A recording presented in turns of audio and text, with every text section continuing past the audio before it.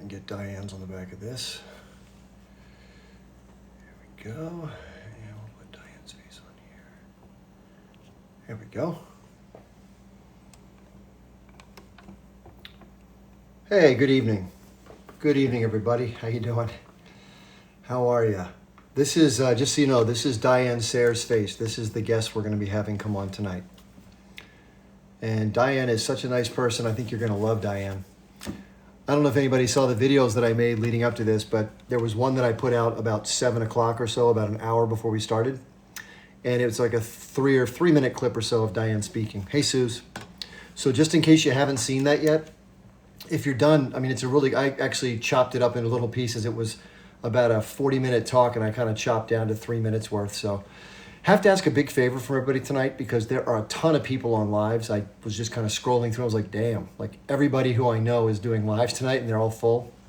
So we are competing for eyes and ears. I tried to reach out to some of the other content creators and let them know that we were having a special guest that would be, you know, again, everyone's got to do their thing. I get that. But I just put the word out that this is something special for somebody who's running for political office who can make a difference. So we'll see what happens. But one thing I need to ask everybody to do tonight, especially, if please, I know it's a pain in the neck, you know, tap my forehead. You can even aim for this little spot that Ruby did to me. That's one thing. But even more importantly, if you go up to the screen up here, there's a little heart underneath my my name, Chip Barnes. If you hold down that little heart for like a half a second, a list of all of your friends will come up, and you can invite other people. So it'll tell me who's doing that down in the list here. So if you don't mind, please, I know it's a little extra work, but this is a really important person we're having on tonight who could make it into the U.S. Senate if things work out well. And that's a pretty big deal, right? I'm a big advocate for Diane because I think she's a good person, and I think that she has all the right boxes checked. Her heart's in the right place. She's very smart. She's experienced politically. She's run for office multiple times, so she knows the game. So I like to say people are good egg. She's a good egg. Diane's a good egg. So in fact, I'm going to pull up her bio because I was looking at it earlier. We talked on the phone a little bit, both prior to today and today a little bit, just to kind of get our bearings. Now, I do want to preface the expectations here. So again, technology not being my strong suit, and probably Diane even less so because we're older, obviously. So don't laugh at us. But we did a little test run today on my backup account just to make sure that we could, you know, try it out. So what the goal is to take two people and kind of bring them together like a live. It's called a co-host. But sometimes, for whatever reason, that doesn't work on TikTok. I tried to do it with Quinn, the Eskimo, a while back when he was connecting in from Egypt, and we weren't able to make it work. So he came up as a guest in the box, and then I just flipped. So if that happens, what I'll do is I'll take the little box, and I'll let Diane take the big box. And there's got to be a way to do it once you have a guest, but I haven't figured it out yet. So yeah, everybody keeps asking what happened to my head, so I'll just let you know, nothing bad. I was playing with my dog. This happened about a month ago too. She had got me here. We were playing, like, she jumps up and tries to grab toys from me. And sometimes I'll pull the toy back and I'll be too close to her, and she just inadvertently catches me. So she caught me again right there with a little nick. It's no big deal though, just, you know, not even a flesh wound, just a little thing. The thing is, you know, when you put ski caps on outside, it rubs it, and or if you get out of the shower, sometimes you towel off your head and you kind of scratch it. And that's why it keeps getting irritated, but it's no problem. Believe me, to say I've been through way worse, I don't even want to talk about what I've been through. Yeah, I've been through way worse. Just to let you know, for anybody coming into the guest panel, just to let you know what's happening tonight. So, you know, normally I talk for like 15 or 20 minutes, sometimes longer, and then we have guests come up on the panel. Tonight's going to be a little different. For those of you who don't know, that we're having a special guest tonight. I put out a bunch of notices and videos about this. We have a candidate for U.S. Senate from the state of New York, an independent candidate by the name of Diane Sayre. In fact, that's Diane right there. And Diane Sayre is somebody who advocates for peace primarily. That's how we met. We met at the initial rally for the Ukraine war, Peace for Ukraine. And then we also met at the March for Gaza in D.C. recently. And I went up and said hi and, you know, told Diane how much I liked her and how much I enjoyed her point of view, and we got to talking, and here we are. So, someone wants to ask a quick question? Yeah, you can ask a question. I just can't bring you up on the panel. If you want to ask it in the chat, I can, MBA. So, but this is the most important thing. I see people liking the live. Thank you for doing that, by the way. If you don't mind, just keep tapping. We should get up to like 20,000 before we bring Diane on. I told her like 810, 815. But anyway, so here's what I want to ask to do. So for those of you who've never done this before, I only learned how to do this recently myself. So when I go into somebody else's live, what I do, just like I'm asking you to do, I go up to the little heart up here and I hold it down for like a half a second, and all of my friends, what they call your mutuals, come up in a list, and you can just do invites, which would be greatly appreciated. So for those of you who are here, if you're, we're trying to get at least 500-600 people in here for Diane because, let's face it, she's a pretty important person, and we're trying to get her a good audience. And by the way, she does have a handle on TikTok. So if you just look her up under Diane Sayre, or you can see her speak on YouTube. That's how I learned about her, through YouTube a long time ago. I've been following Diane for quite some time, but she'll be coming on soon. Did I get dismissed from the military because of being pro-Palestinian? No. In fact, the way the military works is, I don't know if you remember, when I was in the early 90s when I was getting out, they were trying to get people out of the Army to save money. So they were offering what they called early outs. And so I took advantage of that. So I was supposed to serve full 4 years. I ended up serving closer to 3 because of that situation in Europe. So good evening. Hello. No, I mean, we'll get to that. So first of all, just to let you know, Diane's background: never takes any corporate money. No, of course, no money from AIPAC, of course. Diane's a straight, honest person who doesn't want to be caught up in all that muck, which is why it's so hard to win, right? I mean, everybody who sells their soul for money ends up making it in, right? Because they just go along with the system. So, and listen, I think some of the people that get elected probably aren't the worst people. They're just in a bad game. I talk about this all the time. So, we'll see what happens. I know that it's a very steep uphill climb for independent candidates to get elected in this country, but we desperately need people in our elected offices that will at least do something better than what they're doing now. I mean, it's so off the path now, it's really sad. And, I think you'll hear some of the things that Diane has to share from her point of view about the state of affairs in the United States. It's not great.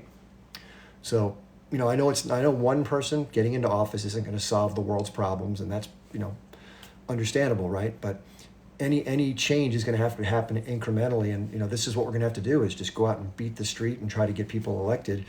And, they say you get the democracy you deserve, and so if we sit back and watch cable news or watch TikTok and don't get involved, then whatever happens is going to happen, right? It's just common sense.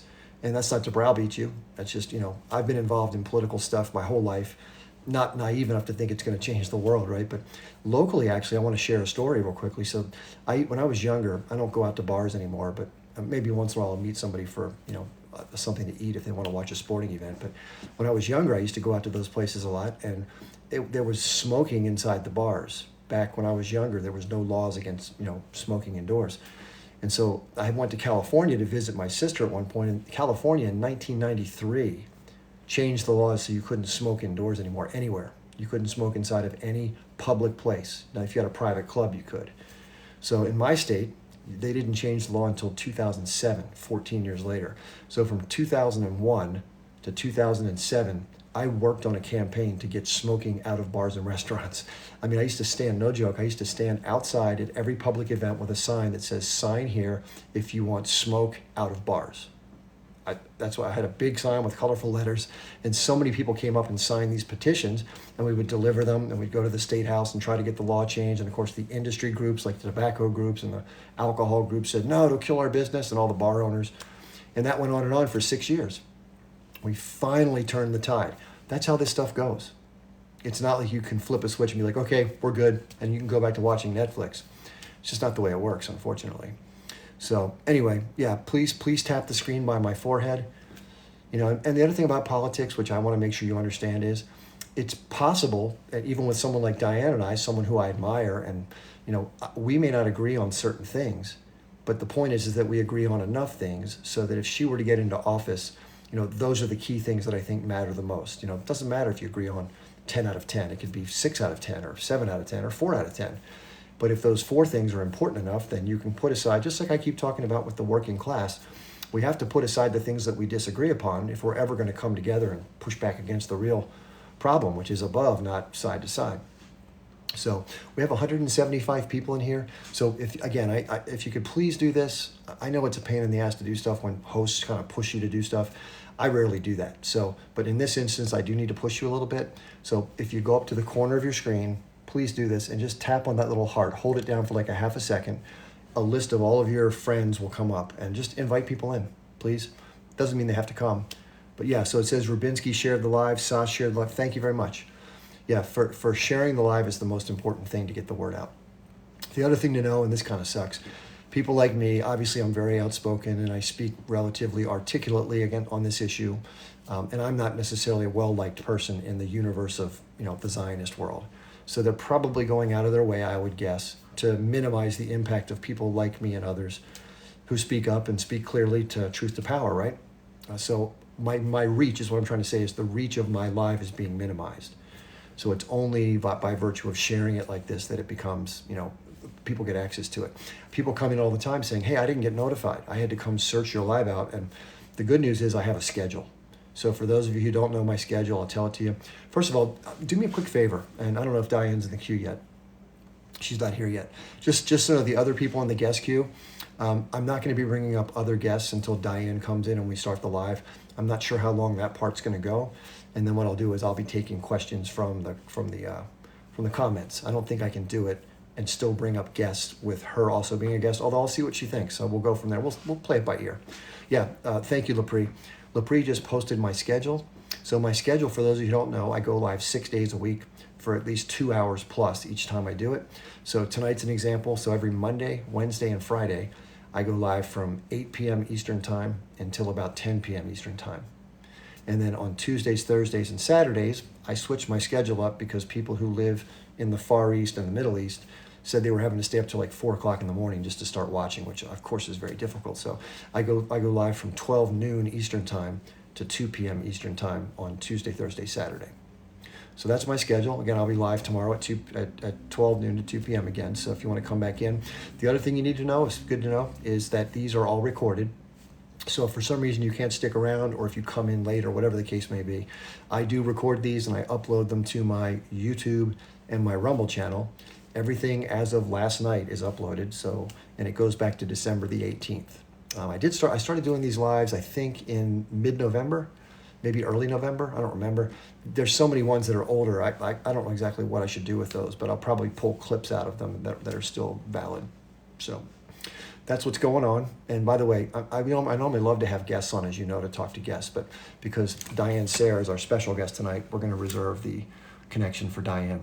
So we did a little test run today, by the way, for those of you who are in here. I've had trouble doing this before. If you know who Quinn the Eskimo is, Quinn and I tried to do what's called a co-hosted live where we're like side by side, and he wouldn't show up. There's a little button we can press as host that says other hosts who are live. You can kind of send an invitation and say, come join me.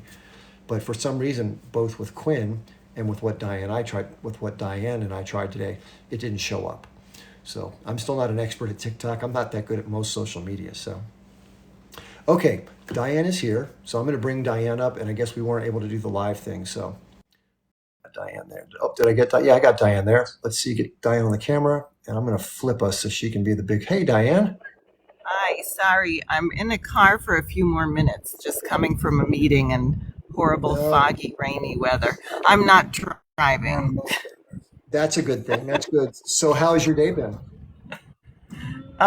Until now, it's been a very interesting day. My friend who's driving is trying to keep us from trespassing on a military base right now. Interesting. But Well, please no, say I hi to- just, I was gonna say, What? please say hi to your friend for us. Thanks for driving. Yeah, appreciate that. hi, everyone. They don't want us to get arrested, so drive carefully. Yeah. At any rate, we were just looking at the report. Well, you saw the letter that the 200 congressmen signed saying they all agree with Tony Blinken that the South Africa case with the International Court of Justice is meritless. Yeah, it's disgusting. It is. And I was therefore I had sort of skimmed through the 84-page filing of their case, and it's unbelievable. It is so horrific. It is so carefully documented. And the crimes that the Israelis have committed are so hideous. And then not only that, they have a 5-page you're breaking up. You're breaking up pretty badly right now. Maybe we can just take a second. And while Diane's breaking up, what I'm going to do is I'm going to see if I can quiet you. Is that you may be better now? You broke up for about the last 15 seconds or so. Let's do this. Is this any better? Let me see. Yeah, I think so. Why don't you try going again? Yeah, what were you saying? We lost you for about 10 seconds. Okay. Let me see. Is that?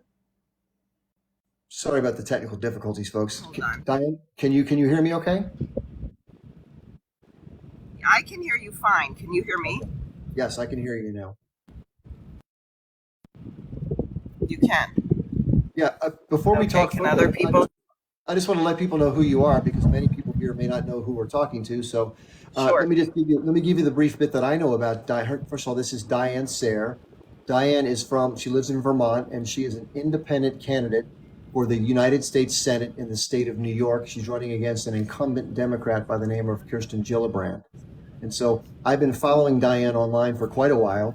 And then I saw Diane for the first time in person. We were at a rally in Washington, D.C. I guess it was about 2 years ago now, against the Ukraine war as pro-peace advocates. And then, of course, I was at the rally for Gaza this past 2 Saturdays ago. And as I was walking up to try to meet other people, the first face I saw was, who do you know? Diane Sayre. And so I came right up and I said, hey, Diane, how you doing? My name's Chip. And we talked for a little bit, and I told her I wanted to help her in any way that I could because I believe in Diane. She's a good person, and we're in a big, bad amount of trouble right now in our country. And we need as many Diane Sayres as we can get as fast as we can get them into office. So I'm a big fan of Diane. There's probably stuff we don't agree upon because we've never had a super duper in-depth conversation, but who cares? There's enough good things that I know she has her heart in the right place about that the rest of it doesn't really matter. And that's what politics is all about, is pragmatism. So Diane, welcome. I'm so thrilled to have you here. I really appreciate you being here. And the technology is not helping us, I guess. Let's do this. It looks like Diane froze up on her end. If you can still hear me, Diane, your connection is frozen in my window. Can anybody from the audience hear Diane or myself? Can you hear me? Just to make sure. Everything's frozen. Can you still hear me though, or just Diane's frozen? Just, yes. So you can only hear me. Okay. What I'm probably going to do is I'm going to drop Diane and let her come back in because she probably, sometimes when you're driving, you hit those cell towers, you kind of cross in between, and that's probably what's happening with the signal. Okay. And MBA, I'm not going to bring up any other guests right now. I mean, you can hang on if you want to in the queue, and we may reach the point in the conversation where we'll be bringing other people. I'm not really sure how it's going to play out quite yet. In fact, I'm probably the world's worst interviewer because I rarely do any homework. I mean, I did a little looking at Diane's bio, so I know where she went to school, what are her interests, where she's from, who she's married to, how old she is, those kind of basic things. But I don't do a lot of work. When it comes to these conversations, here's the thing. I don't like it to be too scripted. I kind of like it to be like you meet somebody at the grocery store or you're talking at a hotel lounge waiting to get up, and just strike up a conversation, right? And then it's kind of more natural that way. So, but there probably are situations for certain people where you have to be more prepared and more formal. But I did put on a collared shirt for once, if you haven't noticed that. Nana, I'm going to try to do a side by side. In fact, that was our goal. I did ask somebody earlier tonight about, I don't know much about how to orchestrate the different windows here on the live broadcast. So I think there's a way, if you bring a guest up, that instead of somebody being the little box and somebody being the big picture, that you can split the screen. Because I heard somebody talk about it one night when I was in there live. I just don't know how to do it. And I've tried to search through all the menus and find stuff. And there's some way to do it. Maybe somebody here can walk me through it while we're here. Yeah, somebody says, Nichelle said she was going to explain it to me. Yeah, let me see if Diane's in the queue. No, she's not. Oh, Nichelle's here. Okay. Yeah, let's let Nichelle come up and tell us. What does it show? Is there any? Hey, Chip, can you hear me? Interesting. Yeah. Okay. Awesome. Hey, listen, before Diane comes up in the chat, this is a really exciting time. I would love for you guys to tap that orange heart up at the top. Okay. It's going to bring up a dashboard. And if you guys can complete the steps, that will help both Chip and it'll push the live out so more people can hear from her. Yes, thank you, Ox. I see you, Sam. Yes, if you guys can click that orange heart, It's going to help with TikTok loves for us to engage with their within the app. Yes, Hannah, thank you, Ox. I appreciate you guys. It'll bring up a dashboard, and you guys can actually support Chip this way. You can also long hold on the host box, and you can share this live with as many people as possible. I agree with Chip. We need more people like her, and it's an awesome and honor to be able to hear from her tonight. So I just wanted to get that out of the way. Okay, so Chip, to do the side by side when you're doing okay, I'm trying to remember this from memory. When you're able to, when you're doing the multi-guest, pick pick the grid that has like the two side by side. How do you access the grid is what I'm asking. That's what I Yeah, don't know. so to the bottom left of the screen, I'm trying to remember it from the host angle. You see where it says co-host I and then do. it says multi-guest? Well, I see guest and I see plus hosts. Okay, so click on the guest Okay. and see that it'll give you an option to do like multi-panel. No, I don't see that. I'm looking for. Is there a settings here? Let me see Yeah, if I that's the thing. I've looked through this before and I didn't see anything. I just tried to go through every possible menu. I didn't see anything that looked like a. yeah, you're able to lock down how many you can do at a time. I'm going to try and do it from my end and make sure it doesn't kick me out. So I'm going to go live. I'm going to pretend like I'm going live. I don't remember it. Okay, May is saying it's at the bottom. Yeah, so when you go live, Just yeah. 1 second, Don. We're trying to figure something out to get us side by side. Thanks for your All right, patience. I'm going to go live really quick and see. Hopefully it won't kick me out. It might kick me out. All right. No, don't notify anybody. No. Okay, so when you click on guests, okay, click on the little circle. There it is. You see the little, it's like a circle with spikes sticking out of it. Yeah, I'm on that now. Yep. Okay, yep. So you want to pick, Grid, right? yes. There's one. There you go. Boom, you There got we it. go. Got it. There you go. Okay. Boom. All There right, we go. I'm gonna drop Awesome. now. Best of luck, and you guys, you. please continue to hit that orange heart and share this out with as many people as possible. All right, Chip, I'm dropping down. Thank you so much. Thanks, Michelle. That was great. I really appreciate it. Okay, we're going to bring Diane Sarah up right now. Here she is, and we should be side by side. There we go. We got it worked out. This is beautiful. And I'll change my background so Diane doesn't have to look at herself the whole time tonight. Hey. Great. Now, can you hear me better?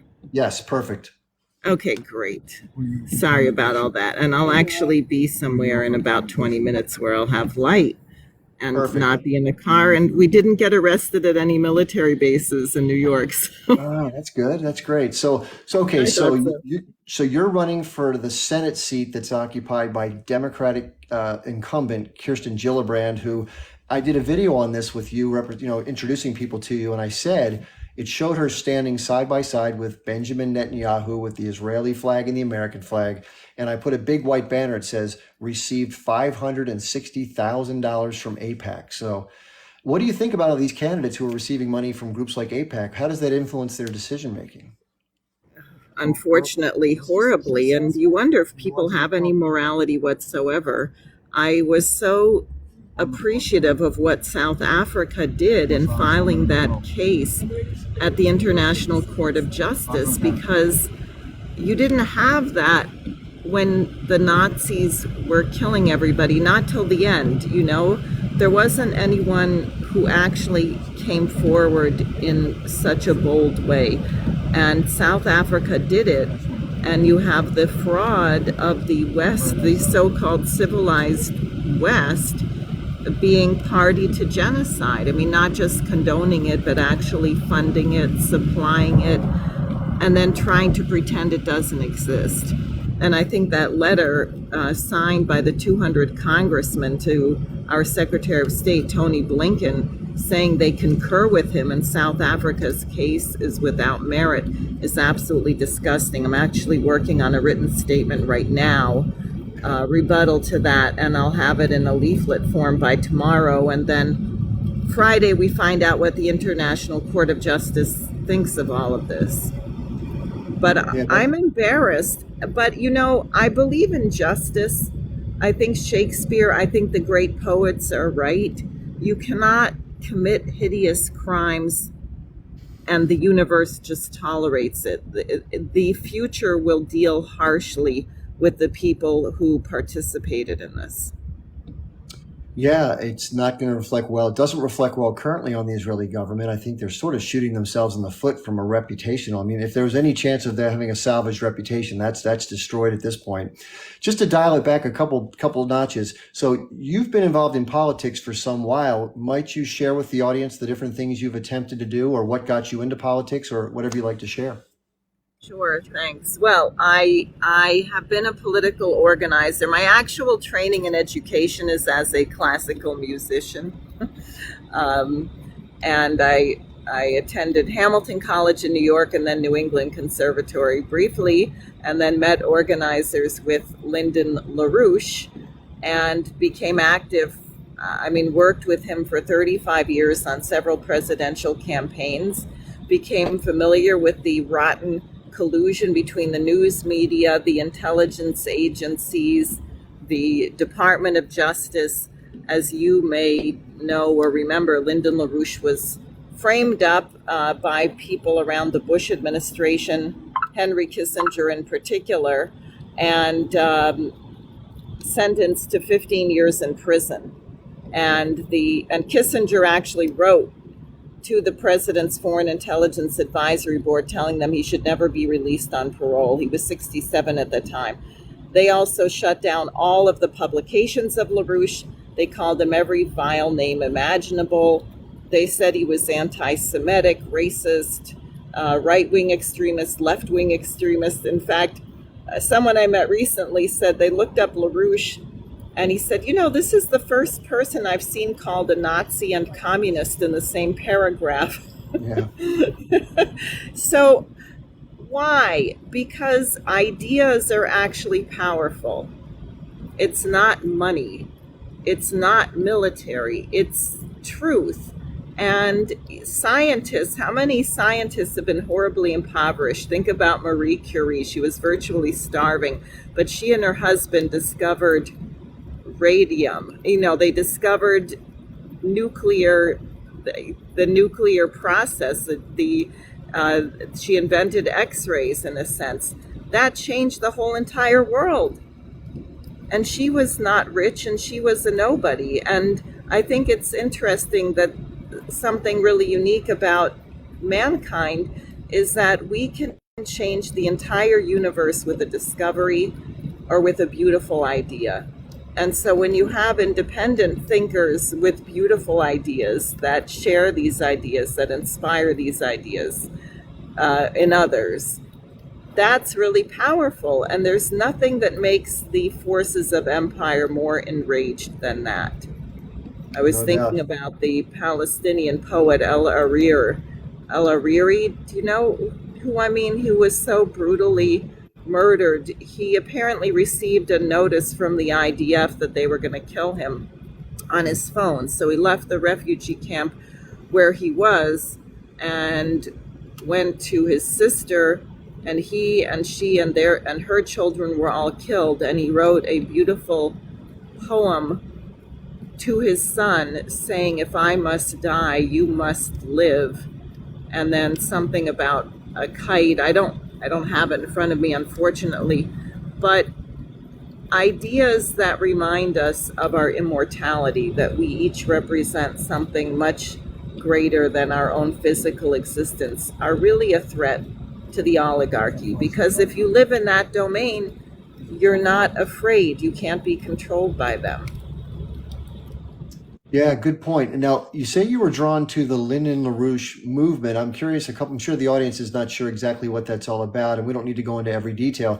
What was it that drew you to the movement? And then what portions of it, this is kind of a three-part question, what drew you to it initially? And then what do people say about it that's incorrect, where they make criticisms? And then how can it be applied to solve some of today's problems that we're looking at? Well, what really drew me to it is, like LaRouche, and it's funny, I had very many similarities with him. I grew up in a Quaker family in New England. And I had growing up, my father got drafted to go to Vietnam, as even though he was a Quaker. He did medical stuff over there, so we had to move to a military base. I have very vivid memories going with my mother to visit widows during that war when I was very young, only 5 or 6 or 7 years old. And every moment I had a wish, like when you would blow out the seeds of a dandelion, I wished that the war would end. I would wish for peace. I didn't know, because my parents came from very different political backgrounds, that my father had actually been active in the civil rights movement, had been in the freedom rides, had been the treasurer for the Student Nonviolent Coordinating Committee at Brown University. I only found that out 10 years after I'd left the house and been married. But so LaRouche's family were Quakers. His great uncle had run a station on the Underground Railroad in Ohio. And so coming up, I just had this concern for human rights and also against poverty. Our meeting was always making special nutritious food that we were sending to people in Africa and things like that. So I was always concerned about this. So I heard LaRouche speak actually not long before he got sent to prison. And he used the word evil to describe what the International Monetary Fund and World Bank were doing. And I was very naive. I always thought that these people in poor countries were starving because they had a drought or they had a flood, or it never even occurred to me that someone would be deliberately impoverishing people, deliberately creating hideous conditions where people would starve. And I had a terrible headache for 3 days, like a 3-day long migraine, just processing the idea that someone would want so many human beings to suffer in that way. And I decided, look, I'm an American. I can do a lot more than someone in Guatemala or Malawi or Haiti about this situation. I have to act. I'm a citizen of the United States. So I left the conservatory, got active with his presidential campaign, the first one. And What year was that approximately? You remember? that was 87, 88. Okay. Yeah, it was the 88 presidential campaign. And he was already indicted by Robert Mueller in Boston in a case that fell apart. This is one of the misconceptions. People say, wasn't he convicted of credit card fraud? Well, that case was about credit card fraud. And what happened was, it was also Iran-Contra. LaRouche, as a presidential candidate, was being pressed to support Iran-Contra. He said no. Turned out they found a document in Oliver North's safe saying our man here has the info against LaRouche.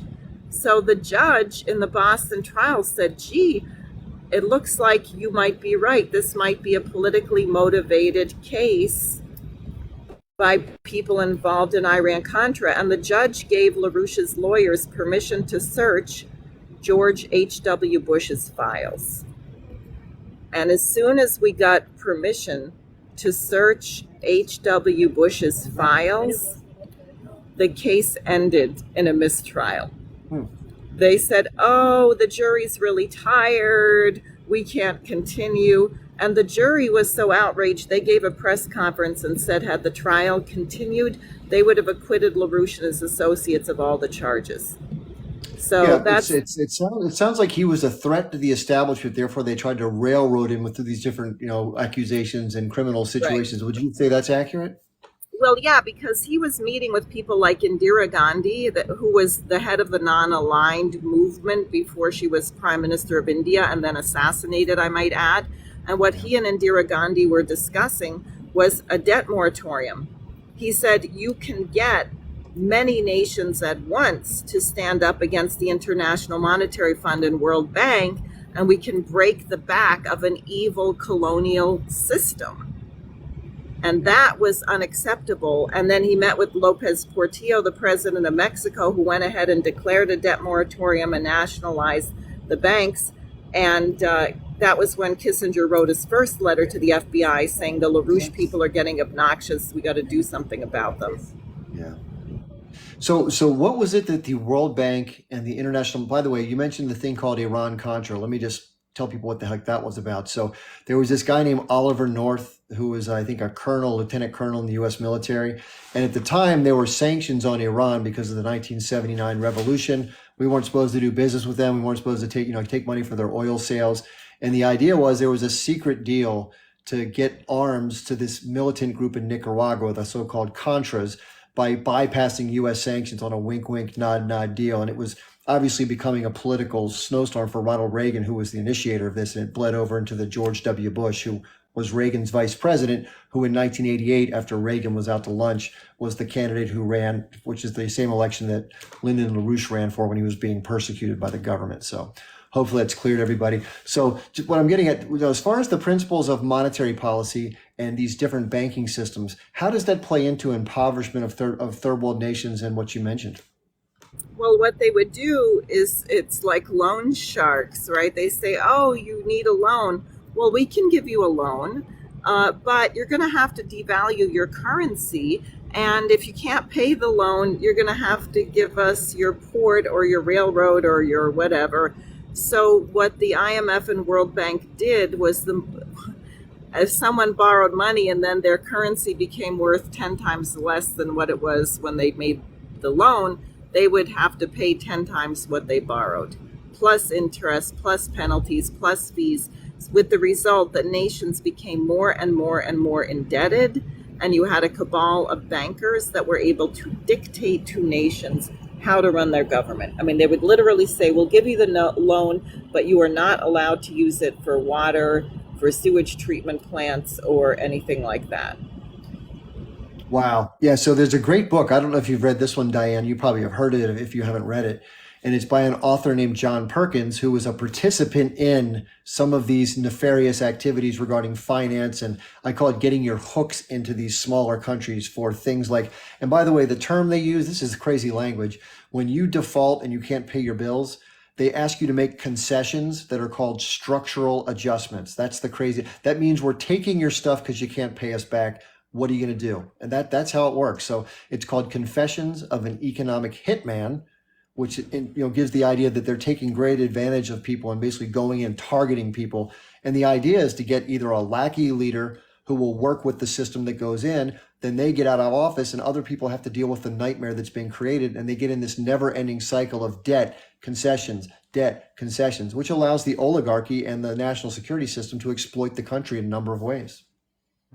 Right, exactly. Yes, Confessions of an Economic Hitman. And of course, I have read it as well. Absolutely.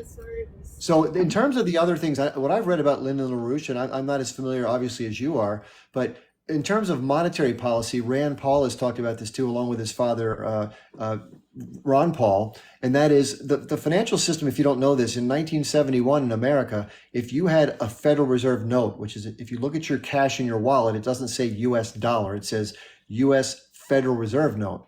And the Federal Reserve was created in 1913. It's sort of a backdoor deal on this little island that was kind of pushed through Congress that took the authority away from the government and put it in the hands of a cabal of private bankers to then control the currency in the country. And eventually it was backed by gold for a while, but in 1971 it was detached from gold. You could no longer go to a bank and exchange your currency. There was no more gold backing your currency. So they call it closing the gold window. And so one of the things that Lyndon LaRouche talked about was to reestablish a gold-backed system. Now, why does that matter? Well, we're seeing what's happening right now. How does the U.S. have $34 trillion of debt and counting? Well, what they're doing is the central bank, the Federal Reserve Bank, which is, by the way, owned by a consortium of other private interests and other banks. It's not government owned. They control the currency system in the United States. They control the monetary policy. I'm sure you've heard the Fed. That's what we're talking about, the Federal Reserve. And they have a board of governors who operate in different districts that represent their different regions for the banking policies, but it's not government owned.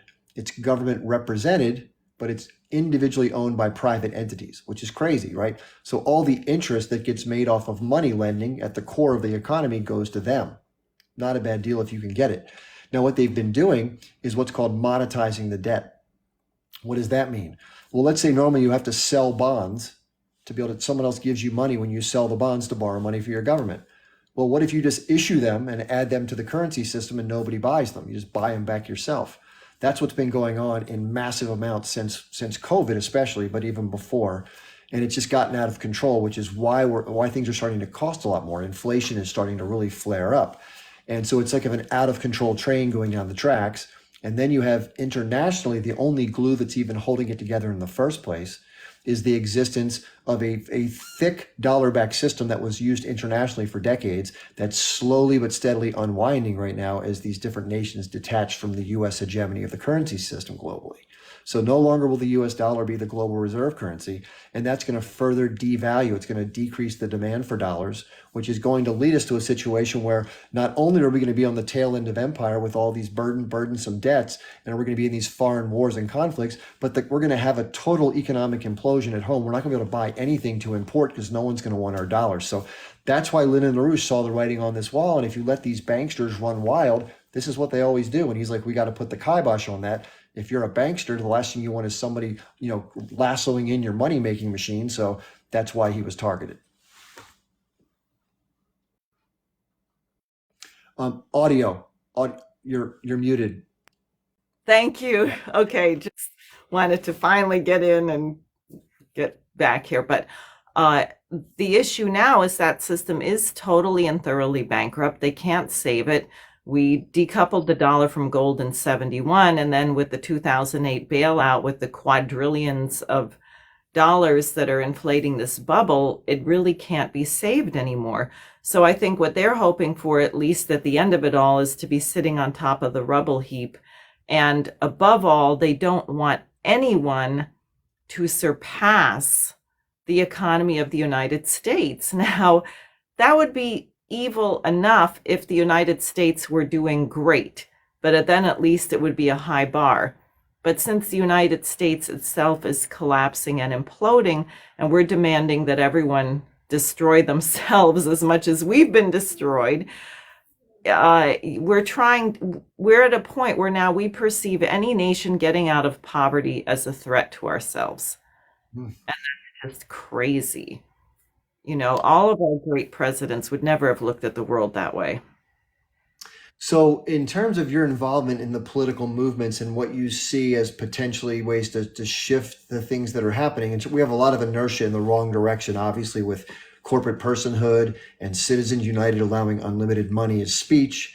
And even though candidates have quote unquote limits, we know that the money that goes to these third party political action committees or super PACs is really used for the same purpose, to run ads and fund campaigns. So with those huge headwinds and these other interests at heart with the monetary system, where do we go from here, and how can somebody get involved and make a difference in this? Well, it's interesting that you asked. There's two things. One, look, there's a revolt. Colonialism is over. And I think Americans don't fully realize it. And if we remembered our identity as the first successful anti-colonial revolution against the British, we might actually be more excited about the process with the BRICS, Brazil, Russia, India, China, and South Africa. Their talk about creating a new currency, not because they're against us, but because they're saying, why do we want you to use the dollar as a weapon? We want the right to develop. And they're not going back. I mean, they're kicking the French military out of all these former colonies. Egypt right now is, they doubled the width of the Suez Canal in 1 year. Now they're building this phenomenal nuclear power complex, 4 reactors with Russia. Russia's building it. They're building an entirely new capital city. Why are they stable? Because their population can look forward to the future. That the children being born today, if the US doesn't blow up the world, will have a better life and a higher standard of living than their parents. And what Americans find it hard to imagine is a world where that's occurring, because we've come to accept that we are going to live worse than our parents. That children cannot even get out of the house because they can't afford to get out of the house. They can't afford to have a family. There's all kinds of, I read a really horrible article about a woman living with five guys, and they're all sort of like a family because they say that's how they pay the rent. I mean, so you're being forced into bizarre forms of polygamy because of the economy. And it's horrible. And it's only in a world where you're so delusional that you could have 200 members of Congress sign a letter saying that South Africa's case against Israel for genocide is disgusting. I think that was the word they used, disgusting. Yeah, I wanted to ask you this. So you've had two different, if I understand it correctly, you've had two different prior campaigns, one at the congressional level and then one at the Senate level. And obviously both of them you didn't get elected. What have you learned from those and what observations were you making going through that process? Well, when LaRouche ran, and he was the first to ask me to run for Congress as he got older, and he said, once you get over 90, there are no guarantees. I wish some of our current senators would have that point of view, but at any rate, he said, don't chase votes. And I think that's really important because I'm not running to suck up to someone or become rich. We have to change history. That's the most important thing. The policies must change. And I will say that one of the things I hope to do with my campaign for US Senate in New York is to create a national campaign. I'm actually creating committees in every single state, Friends of Diane Sare, because my opinion right now is we don't have a presidential candidate. Mm. We have Biden, who is a senile, criminal, nasty fellow. We have Trump, who is a Christian Zionist. There were certain things that he did he tried to get our troops out of Syria. I don't appreciate the witch hunt against him.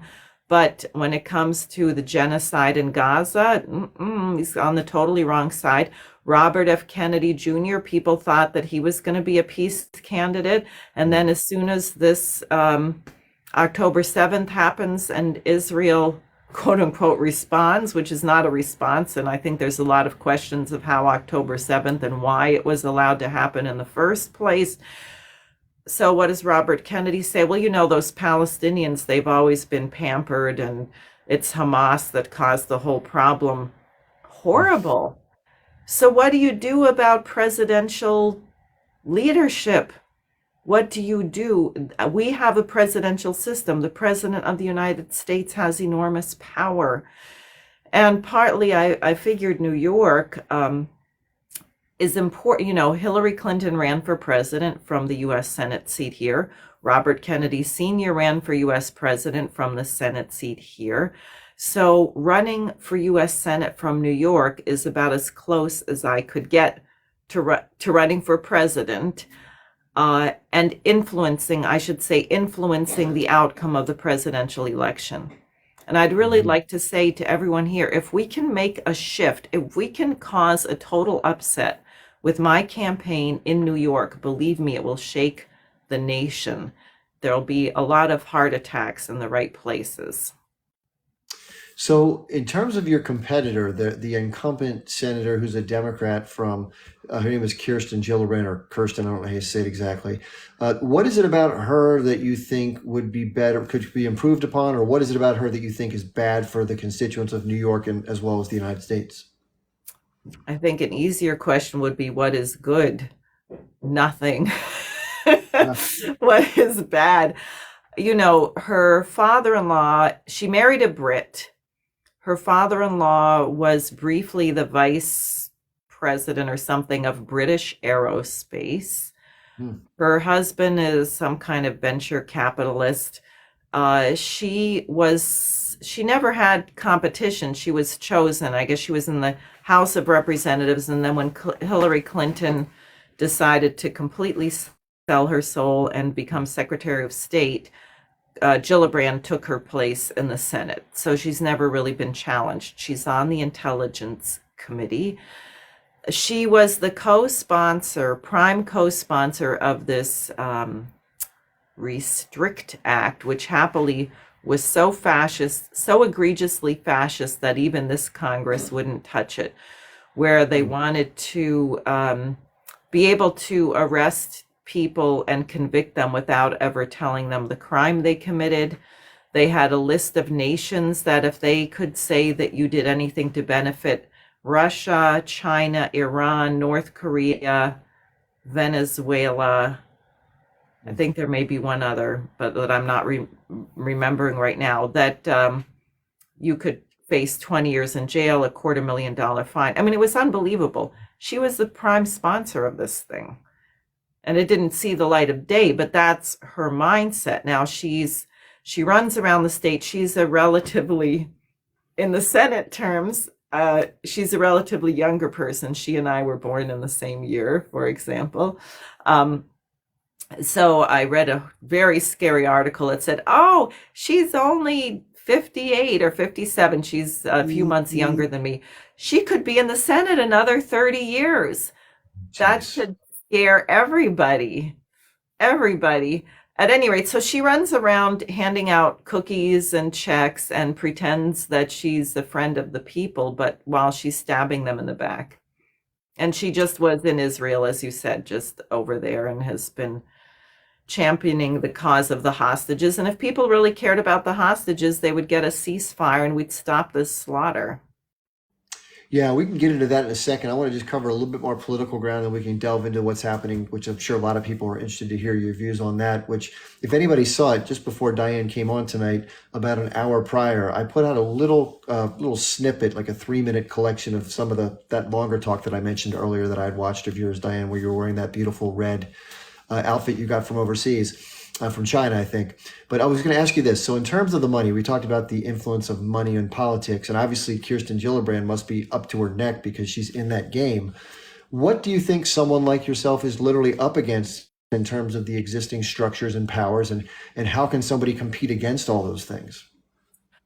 Well, I definitely don't have the money that she has. I think really the only thing I'm up against is fear, and that is the fear of people to break from the status quo.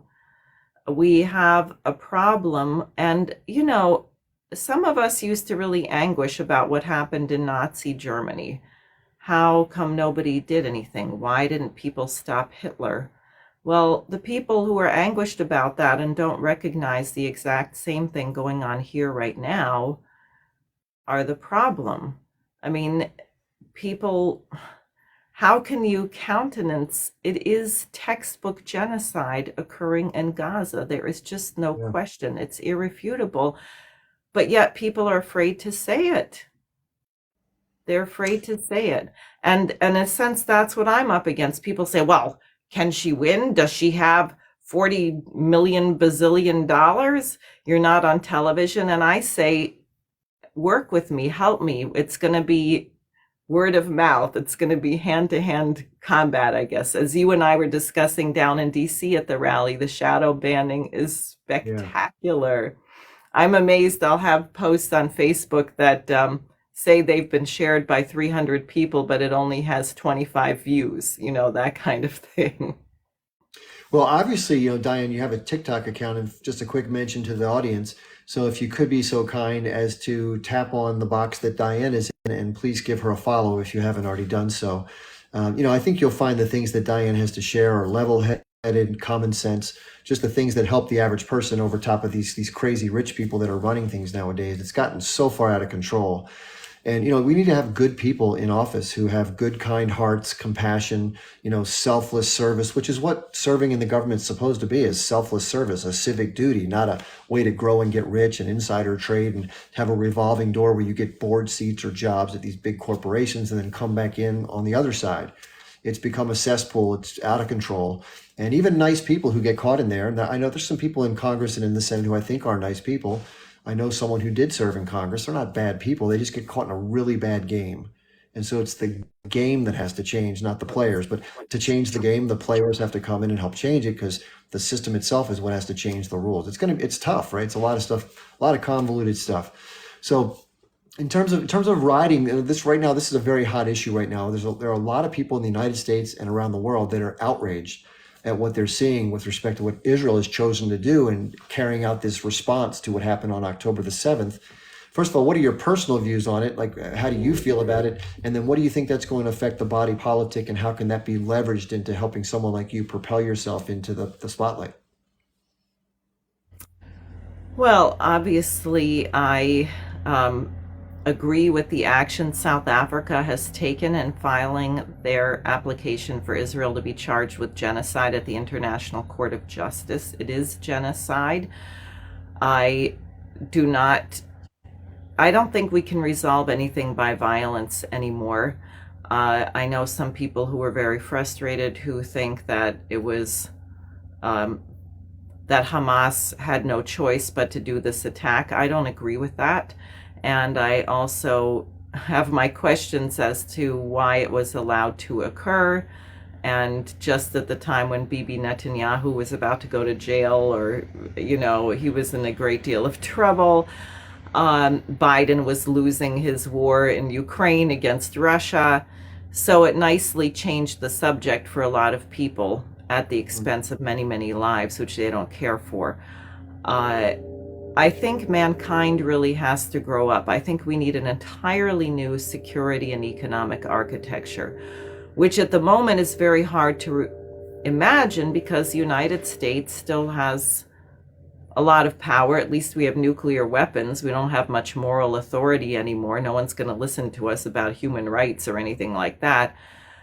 But so it's hard to imagine how you could cause this to come into being. But I really think the US, China, and Russia in particular have to become partners.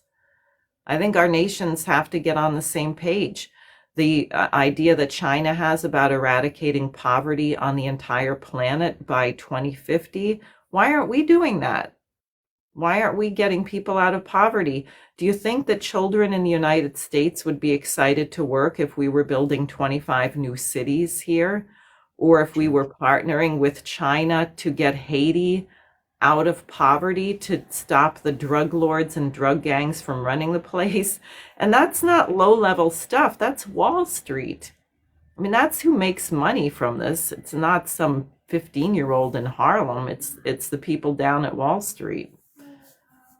Yeah, I think George Carlin said very presciently before he passed away, and by the way, he has a lot of great statements as far as politics. I'm sure you're probably a fan of his if you like the types of things that he says. But what he said was, if there was any money in fixing homelessness, it would have been fixed 1,000 years ago. But there's obviously, anytime money can be used to go to help the people, it's a one less dollar that goes into the hands of somebody trying to get return on capital. And that's where capitalism comes from. It's the deployment of capital.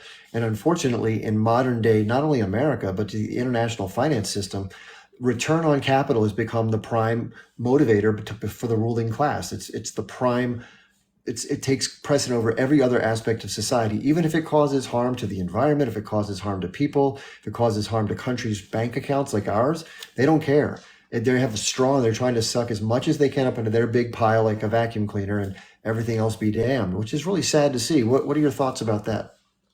That's correct. I think in a way it's worse. I think the people who are trying to make money are the lower level ones. I think the people deploying this whole thing really have a hateful view of mankind. I mean, they really have an outlook like Zeus, who tortured Prometheus on that rock, for trying to bring wisdom to the masses. It's a real sickness. They take a sadistic pleasure in the suffering of human beings. They believe that some people are born to rule over others because of their bloodline or whatever, and that humanity is just animals to be culled. And I think what's the most dangerous about that is for people who go along and believe that they are animals, who take a lower level view of themselves. And that's what is breaking. This is why they're so panicked right now, because many, many people now in Africa have decided they are not going to be slaves or colonized anymore. It's over. It's not going back. The genie's out of the bottle. Forget it. You were never going to colonize those nations again. And the British and the Americans And the colonial powers had better get it through their heads that they're not going to be allowed to do this. In a sense, I can imagine the best outcome, if we don't change our policies in the United States, is that we will just become a broken down junk heap of starving, drug addicted people in a nation which is irrelevant. Now, and the rest of the world will move on, and they're going to have nuclear power and high speed rail, and they're going to have all kinds of hydroponic farming and be able to feed 5 times the population we have now, and their children are going to be fluent in 15 languages and become classical violinists, and and we'll be sitting here contemplating our navels and have a life expectancy of 30. That Wow. I have this image now. Well, I guess I can't. It is unfortunate. Unfortunately, we have these egomaniac, arrogant, deluded people in our Pentagon, intelligence agencies, and State Department who will probably prefer to unleash a nuclear weapon or a chemical weapon or something else to annihilate the planet before they would allow the world to pass us by. I think that's the danger. That's sort of the collision course with reality. So what I'm proposing, what I'm trying to get Americans to consider is, what was the purpose of our revolution anyway? Because we were not based on free trade. We weren't based on Adam Smith. No one lets you read Alexander Hamilton. I mean, how many people watching this have read on the subject of manufacturers or on national credit or the constitutionality of the national bank? The American system was completely unique because it really upheld the principles of our Constitution and Declaration of Independence, that the purpose of government was the general welfare, period. If the government doesn't make your life better, then it's wrong. You shouldn't have it. And so you have to uphold that. And not only that, that's not an American principle, that's a universal principle. So that the purpose of our nation was to create a space, not by invading people and bludgeoning them into submission with our arbitrary rules-based order and democracy, but to protect them as they attain their own freedom, in a sense, to make it possible to create favorable trade agreements to allow people to get out of poverty. Or the original giant, I forget what it was called, the Green Revolution, I think it was Henry Wallace, right? That every nation on the whole planet should be food self-sufficient. And we got a very long way toward that before the World Trade Organization judo did. So, I think we've got to lift our eyes up and have a vision of where we should be, because the old system is over. And I think the opportunity to replace the whole damn thing actually is fast upon us. And we're not going to do it if we're squabbling around in the mud, pitted against our next door neighbor. Yeah, great points. And so, in light of the conflicts, I know in that same talk that I mentioned earlier that was on YouTube that had you in that nice, beautiful red garment that you got from overseas, you were talking about both Ukraine as well as what's happening in Gaza. And I always tell the audience, if you listen to me talk long enough, I'm going to say something that's going to piss you off, because that's just the nature of digging deep into subjects, and you get past what people hear on TV or radio and you share facts that aren't pleasant because it kind of upsets their apple cart. But at the risk of doing that tonight, is there anything you want to share about some of the insights you've gleaned from taking a deeper dive? Because I've heard you speak, and as I've told people, everything I've heard you say sounds right on point. So anything you want to share that you think most people haven't heard about when it comes to either of those two conflicts? Sure. Well, some of your listeners probably will disagree. I think that the entire planet owes a great debt of gratitude to Vladimir Putin.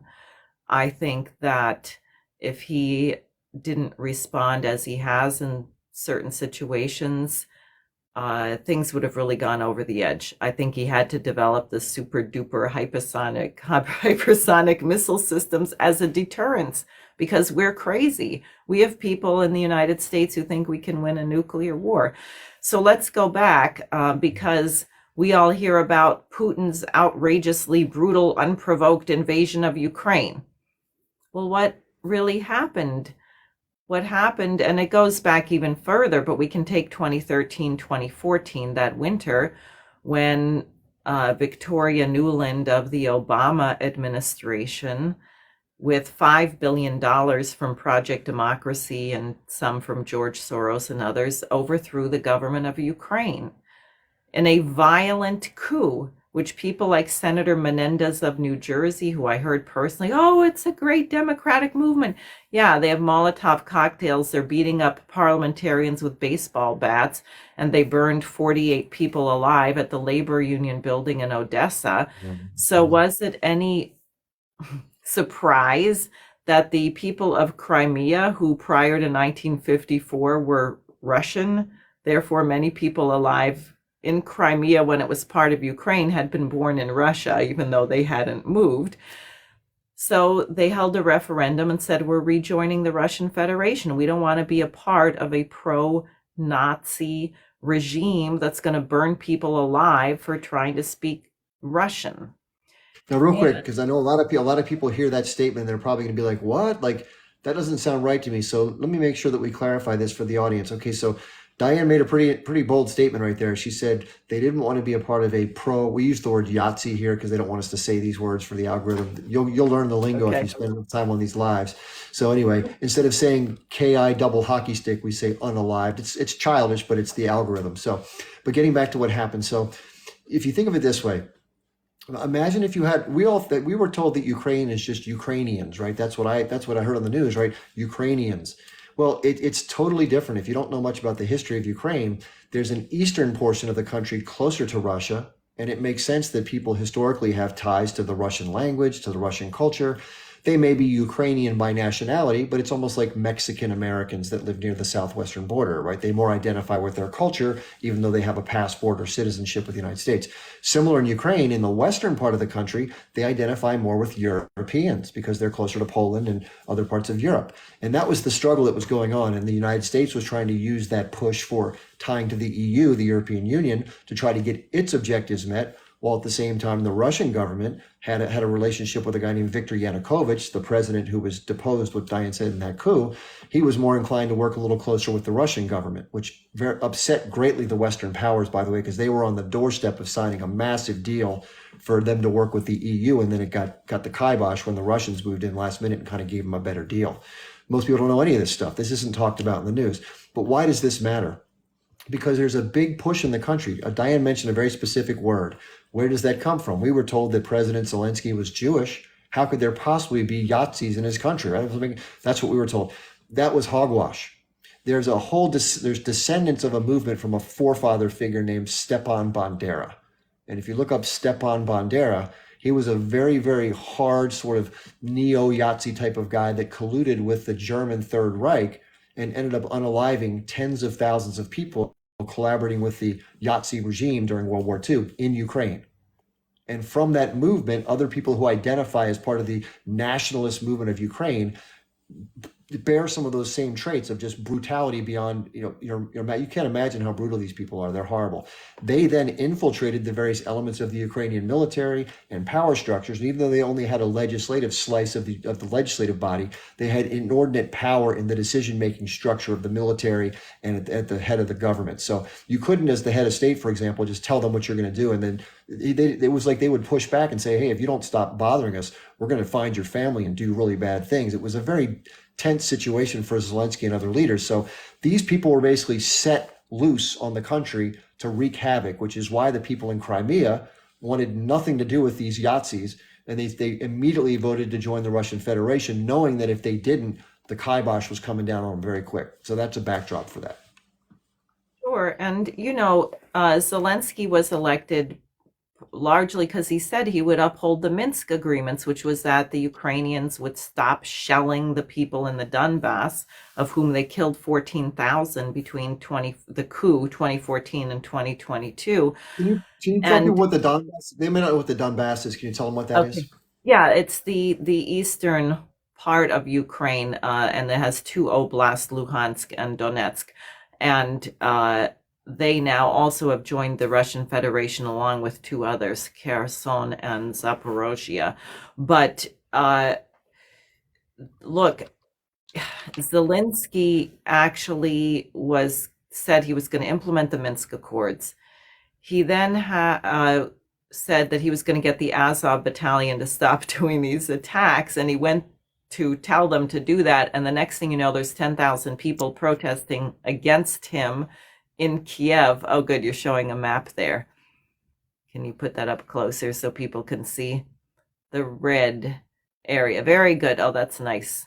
If I squint, I can see it in focus. Yes. And by the way, for all those people who are screeching about how Putin wants to take all of Europe, and if we don't stop him in Ukraine, we'll be fighting him in Europe, he has not even yet taken over Kiev.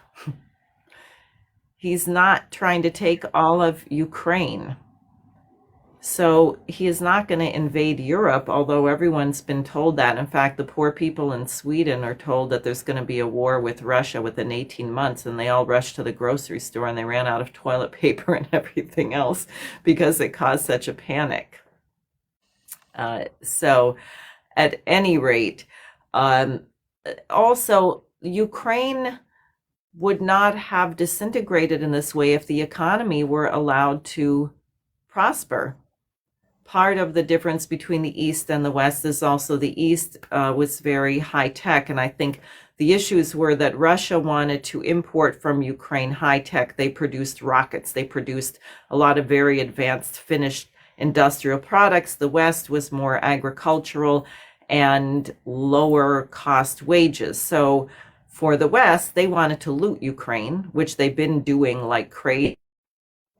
And all these people who are saying they disagree. Why don't you look at how the Ukrainian economy is doing now and how it is to have lost 400,000 or so of your people? This war that Biden and Boris Johnson, among others, have been telling the Ukrainian army they have to keep fighting is not helping Ukraine. It's destroying Ukraine. And that was the intent. So this was all unnecessary. It was all avoidable. Putin tried very hard in December of 2021. He sent letters and proposed treaties to the US, the UK, NATO, saying, look, don't put nuclear weapons on my border. Ukraine cannot join NATO. It has to be neutral. And basically, Joe Biden gave him the middle finger. And NATO was worse, and the UK was worse. And he said, I won't tolerate ethnic cleansing. And the thing that occurred to me is, remember Biden was telling us he's going to invade on X, and he had a very specific date. Yeah. Right. Well, why did they have a specific date? Because that was the day that we were going to tell them to start shelling Donetsk. And they dropped 1,600 shells on Donetsk in one day. And Putin responded with a small force, which clearly wasn't intended to take Ukraine. It was intended to bring them to the negotiating table, which almost worked. And Boris Johnson, with his fat ego and fat self, hopped on a plane and flew over there and sabotaged the peace agreement. Yeah, most people don't know that there was a lot of talk in the very beginning of the war for a settlement, a ceasefire that would be, very amenable. By the way, had they done that, the amount of territory that's been annexed by Russia would be far less. And, the fact that the U.S. has pushed and pushed and pushed and pushed for more war. This is the other question I wanted to ask you, Diane. Why do you think that the U.S. wanted this proxy war from the get-go? Any ideas there? Well, we're like an empire, unfortunately. We're not doing what Alexander Hamilton said. We're not producing. We're not increasing the power of our workforce. We're looting. We're a bunch of consumers. We sit on the couch and we order from Amazon. And therefore, since we don't produce, we have to expand and we have to loot other countries and we have to get our slave labor from other countries. That's part of definitely this migrant situation. It's like a new modern age slavery. They're going to be brought in here and used as slaves. And then I think it's also something like, I heard Fletcher Prouty, you know who that was, I presume. Mr. X, JFK film, very high level intelligence person who was in the Kennedy administration and who was sent to Antarctica a week before Kennedy went to Dallas so he wouldn't be on the security detail. But yeah. He described in Vietnam, what was done was they moved 1 million people from the north to the south with nothing, no jobs. And what did it do? It created total chaos and a civil war and a pretext for the United States to intervene. And in a sense, I really think they're trying to get the American people to start killing somebody. Thankfully, the American people don't want to do that, but they're really inciting you. I don't find it very helpful, by the way, when Trump and others say, well, the migrants are all getting free health care and free cell phones. The cell phones are probably so they can spy on them. But anyway, and you're not getting, well, that's true. But then, so why don't we change the whole economy? Why don't we stop overthrowing countries so that people have to flee? And why don't we stop using people for slave labor? Yeah, I don't know if people heard this. I was listening to a speech that Donald Trump gave. He just won the New Hampshire primary. If you're not familiar, the GOP primary, he was up by like 16 points over the second candidate, Nikki Haley. So he gave a speech and he said that he can't wait to get back into the office so he can put that travel ban in place. And he talked about very inflammatory language. He was saying that people who are against the policies of Israel are anti-Semites and that they're supporting terrorism, as we like to say. And, this could be people that just are against the unaliving of civilians in massive bombings, right? That's a normal human reaction. Why would they be considered bad people? But he says that people, even from Palestine, who express outward criticism of Israel will not be allowed to travel into the United States, or anybody else who criticizes America or its allies. What do you think about that? Well, I heard a little clip of Trump saying that everyone at these rallies, the reason the rallies in DC that you and I were at was so large is because they're all migrants. I mean, virtually everyone I talked to there was a US citizen. I don't, who's against genocide. They may have had different roots, not all from Palestine either, as you know, right? All over the place, Pakistan, Morocco, and South America and everything else. But the line of various people, I also unfortunately heard Colonel McGregor say it, is that the reason there's so many people protesting the genocide is because of the immigrants. It's an odd thing for him to say. He's normally a pretty straight up guy. By the way, just as a little bit of an aside in the middle of this sort of thing, like a little intermission or so, but I want to let Diane share with the audience. I'm sure you're liking what Diane has to say. She's a lot more level headed than some of these people that are bought and paid for by the establishment. So first of all, thank you for being here, Diane. We really appreciate it. And secondly, if people want to find out more about your campaign specifically, what is your website and or like donation link for people that can help you? Oh, good. Thank you so much. It's Sare for Senate, and my name is spelled SAREFOR, not the number 4, sareforsenate.com. And there's a donate icon on the website, and it would be great if you could use it. And for that, you have to be a U.S. citizen or permanent resident to donate. Thanks to Citizens United, it's really bizarre, but people who are not Americans can actually volunteer for campaigns. They're just not allowed to be in any coordinating role. They're not allowed to plan anything. It's so bizarre. You have to read the FEC rules like 5 times. It's crazy. But yes, please donate. Please sign up to volunteer. From April 16th to May 28th, I'm going to have to collect 45,000 signatures to get my name on the ballot. And if you're a registered voter in any part of the United States, you can collect signatures in New York. And I need you. It's going to be a big job. Now, in terms of the different types of things for you mentioned gathering signatures, is that just literally going door to door to people's homes, or do you stand outside of a Starbucks or McDonald's, or how do people help out with that? Well, you can do it however you want. I mean, some people would just go to their friends and neighbors and they turn in 20 or 30 sheets. I did this once before. I became the only person in the state of New York to get on the ballot as an independent. They tripled the signature requirement for independents in the last election cycle. Yeah. So if you're a Democrat, it's 15,000. If you're an independent, it's 45,000 in the same time window. And no one else did it. The Libertarian Party lost their ballot status. The Green Party lost their ballot status. I mean, they're really trying to silence all opposition. So we normally would do grocery stores or busy downtown, whatever. You want to get a high traffic flow. and then just not spend a lot of time arguing with people. We would just And do you have people that are working with you as far as staff to help coordinate volunteers, or do you need people to help with that as well, or how is that coming together? Yeah, I do have a tiny staff and I have a growing number of volunteers, and I definitely need need help. I mean, people who want to help, want to do things. I'm actually, the funding is really important because I'm trying to do a lot with printed media since the social media is so controlled. And Yeah. also, I think to really get the signatures and, fog the mirror, so to speak, put a dent in this monolith we have, I'm going to depend on people getting over their anxiety and shyness and talking to each other. It's going to be word of mouth, handing out literature, talking to real people on the street corner, holding rallies, holding up banners, all kinds of old fashioned regular campaigning.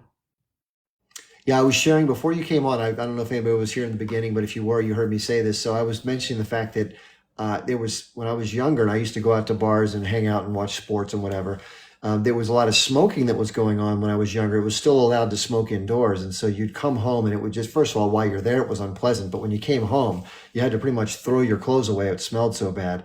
So for many years, I worked in my state. I visited California. My sister lived there. And in 1993, they changed their laws so that you couldn't smoke indoors. And I got to tell you, the experience of going to a sporting event and not coming home, it was just so amazing that when I came back to my home state, I was like, oh my God, this is misery. So I vowed I was going to do whatever I could to change. I actually had an email, no kidding. It was no smoking bars at Comcast.net. That's how serious I was about this movement. So I worked with a friend of mine who's a doctor for 6 years, standing outside at different public events with a big old sign that says, sign here if you want smoke out of bars and restaurants.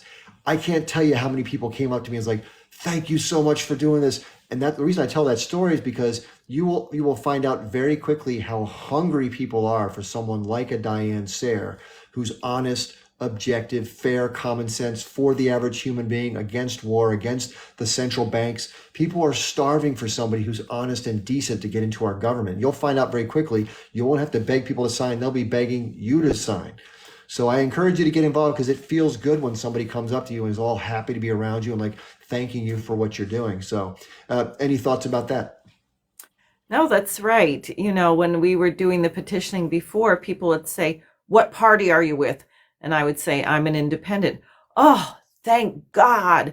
I just left the Republican Party. I just left the Democratic Party. I hate the parties. So you're right. You're right. But someone has to kind of break the facade, right? Because there's a dynamic created, a kind of geometry which people think is acceptable conversation. You're not supposed to talk about genocide in Gaza. You're not supposed to use the G word. And there's enormous social pressure to not tell the truth and to talk about mundane, boring things. And Yeah. I think it makes people very nervous and unhappy. There used to be a time where you could have a good, robust argument with someone and you could still talk to them afterwards. Yeah.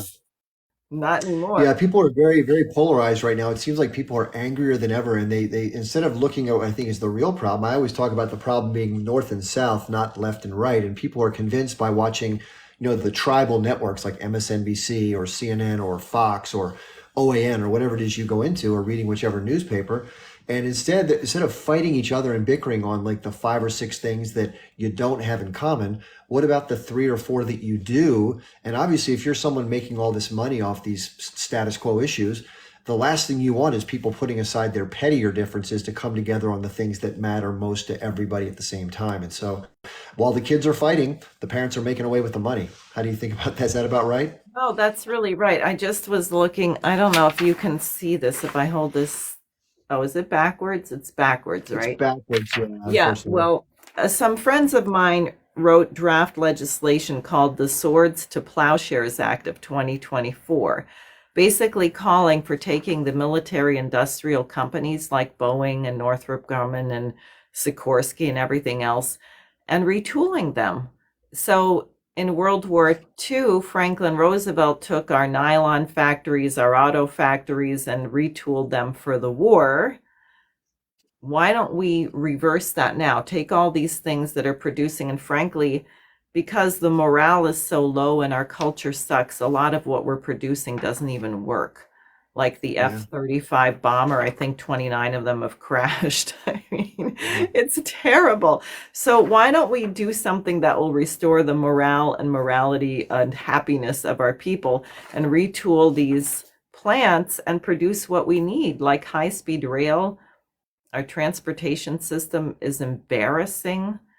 Do you know, to drive from where I am in Rockland County to Long Island can often take 3 hours, and it's like 35 miles. You're going less than 10 miles an hour on a highway. Yeah, it's really congested. It's because they built so many homes, and it's not actually they don't have the road capacity to handle the density of the housing, and it keeps getting built more and more because developers fund local politicians' campaigns, and they just keep building everything. So it's a mess. By the way, I don't want to make any assumptions as far as your timing. I just wanted to ask you, and not to hold you accountable, but do you have a little bit more? Is there a certain deadline you have to be done by tonight? I wrote in my calendar 10 p.m. and Okay, that so would that be leaves the about deadline. 30 more minutes. There's plenty of stuff we could talk about. I did want to give the audience, if they'd like to, a chance to ask some questions, and I may not be as good as catching them. I apologize for that. I tell you what, while I'm fielding a few questions, and I'll write a few down while we talk. Let me just grab a pen. Why don't you just say a couple things about how you feel about what's happening in Gaza? Because I know a lot of people who follow me, I talk about that issue quite frequently. What are your thoughts about what's happened and where things might be headed? Well, that's a very tough one.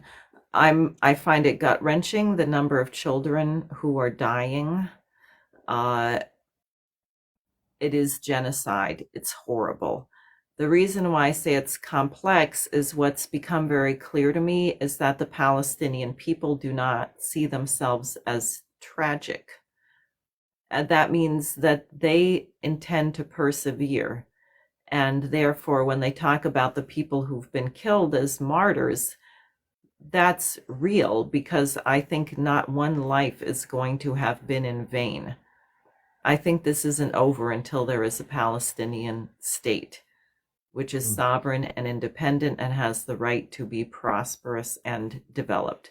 My opinion right now is I think you have to start with a two-state solution, the 67 borders. Um, Maybe people will become developed enough that we can come up with something superior to that later, but that's a starting point, and you have to have economic development. The United States is absolutely complicit in the genocide. I was just reading today Ronald Reagan's diary when Menachem Begin was bombing the heck out of Beirut. When was that, They cut it out. 82? Cut it out. Yep. Yeah, he called him and said, our friendship is over. And in 20 minutes, he got a phone call back and said, all right, I stop. Biden could pick up the phone and stop this tomorrow. Sure. Yeah, it seems like the political system right now, it's unimaginable. I was watching old archives of Jimmy Carter talking during his administration. And for those who don't know, President Carter wrote a book called Israel, Peace, Not Apartheid, which is one of the many books I've read about the subject. And he also had an interview with David Schuster on MSNBC going back to, I think, 2001 or two. And in the interview, he was speaking very much from a pro-Palestinian standpoint, which nowadays sounds like unheard of to hear anybody say anything nice, much less pro-Palestinian. What do you think of how the landscape has shifted so dramatically towards a pro-Israel stance, and how can that be changed? I think it's this fear. That's why I'm saying that's the biggest thing I'm up against with my campaign. I had an intense argument with two women who I love, who I've worked with on various matters. They are with parental right groups trying to stop the sexual assault on our children in the schools. And they were so upset. They said, why do you keep filming these Facebook Lives at these pro-Hamas rallies? And I said, this is not a pro-Hamas rally. This is to stop genocide. There is a genocide going on. And we had a very, very intense discussion. And I think by the end of it, they understood what I was saying, which is that I don't think anybody should be killed. Any children should be killed. I'm not calling for the annihilation of Israel. I'm not supporting terrorism. I am recognizing a fact, Israel is committing genocide. And one of the women actually did admit, I brought up the West Bank, and I said, they are violently expelling people from their homes with bulldozers. And one of them said, yeah, that's true. Yeah, that's true. They had to, but you have to, they had to know that I was not going to get into some big tit for tat screaming match, that I was really interested in reaching an understanding, and that I was not going to make an assumption that they just wanted to exterminate everybody. Although I did, because one of them said, well, we have to wipe out Hamas. And I said, well, we tried that in Afghanistan. That didn't really work out so well, if you remember. We were defeated by 65,000 troops, and we had to leave. So and that's what I'm saying. I think the biggest harm that's done is people feel they can't have a heated exchange of views and perhaps learn something.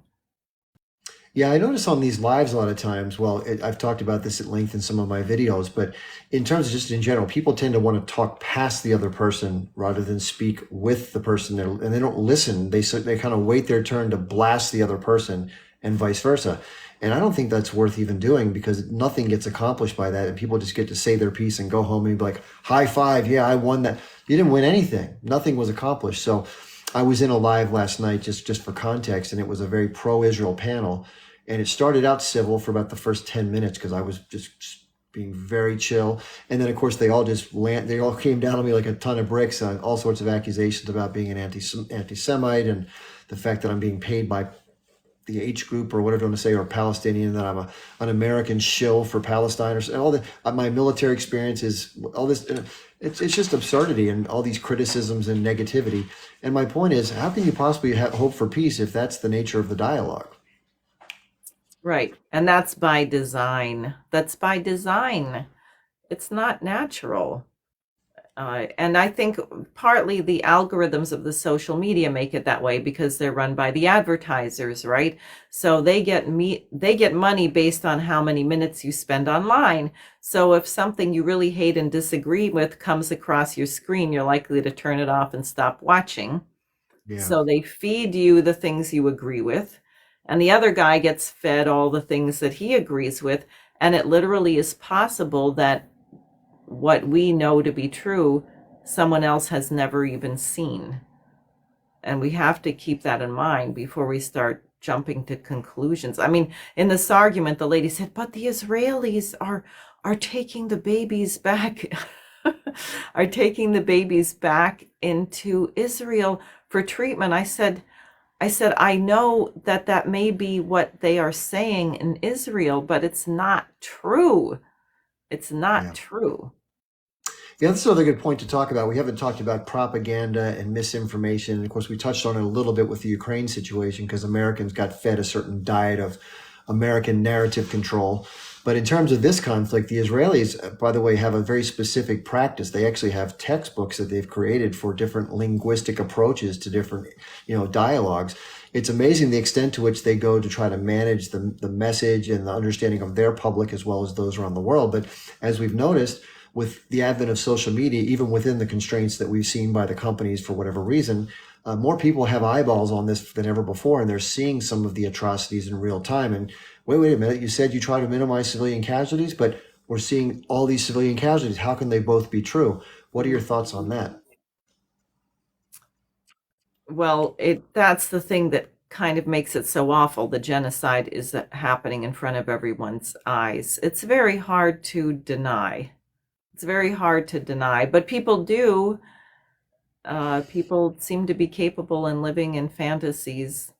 Maybe I make people mad. We have a lot of people today who think the world is flat. Somebody in the comments made a good comment. I think it's fair to say. Someone named Ocean Gefilta said, by the way, I've heard Diane speak to this in the video that I referred to, so I'll just give you a chance to reiterate it. They said no one's talking about what happened on October the 7th. So in fairness, would you like to share your point of view as to how you feel about what happened as far as what the Hamas group did to Israel? Sure. As I said before, I don't condone it. I think it was horrific. I think we don't know the full story behind it because Netanyahu had funded Hamas for many years. He wanted Hamas so that Palestine would never be unified. He had cut the security on the border by 2/3, and there were an awful lot of warnings about the attack.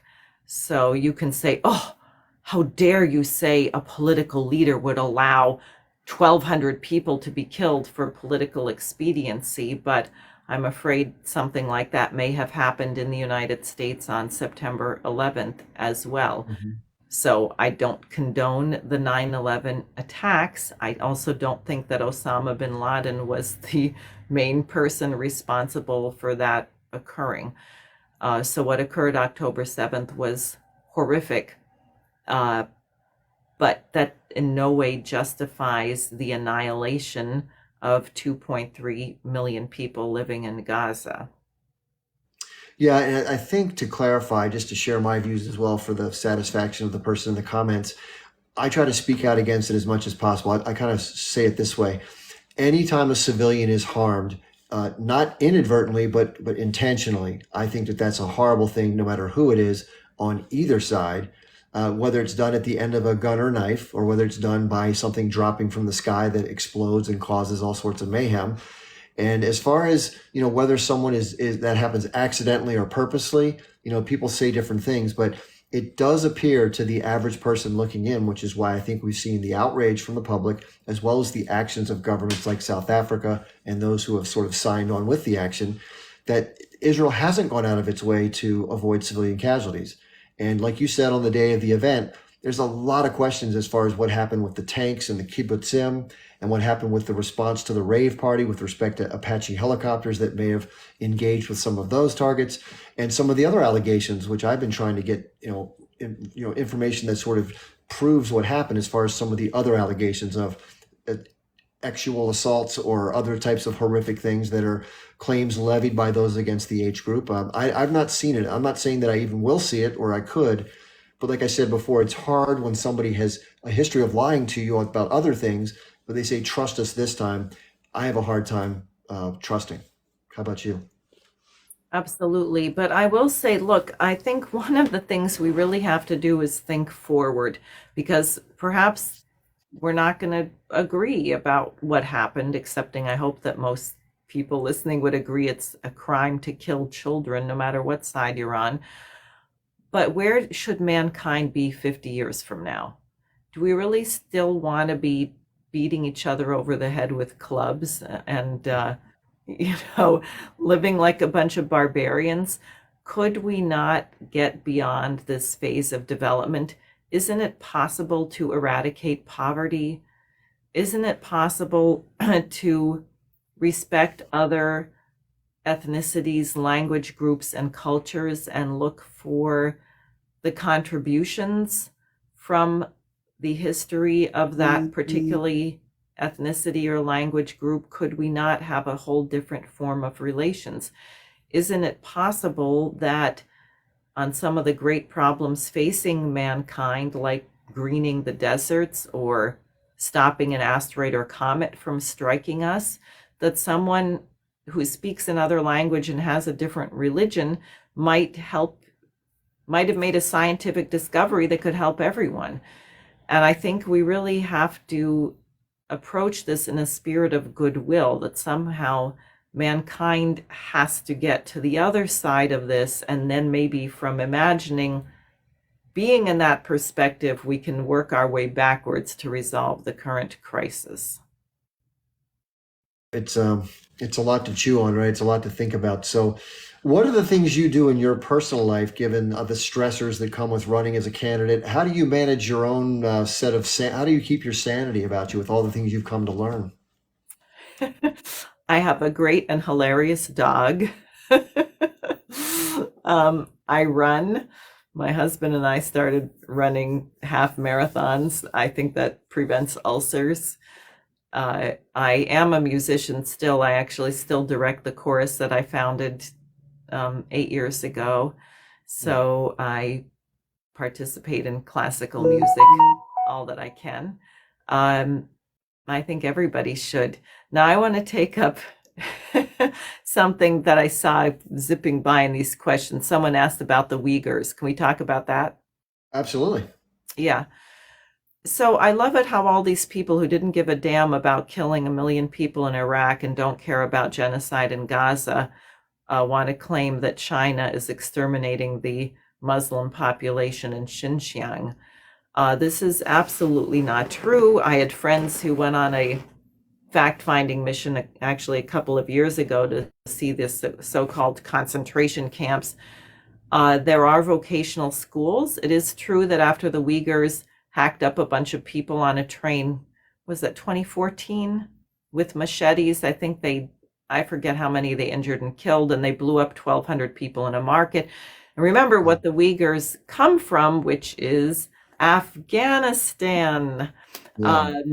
Then the American game of training extremist radical Muslims to overthrow governments. So they wanted to train a bunch of extremists to run in and overthrow the government of China, hence the violent Uyghur terrorists. Yeah. So unlike Barack Obama, the Chinese did not run around droning people and killing them at funerals and weddings and parties. Yeah. They did institute some pretty wild and strict surveillance. They found a lot of outside players recruiting people to extremism. They did detain people. Some of the leaders who actually committed terrorist acts probably got rather harsh treatment. But otherwise, they built vocational schools. They brought in Muslim clerics from Pakistan to teach a more moderate form of Islam. They built beautiful mosques.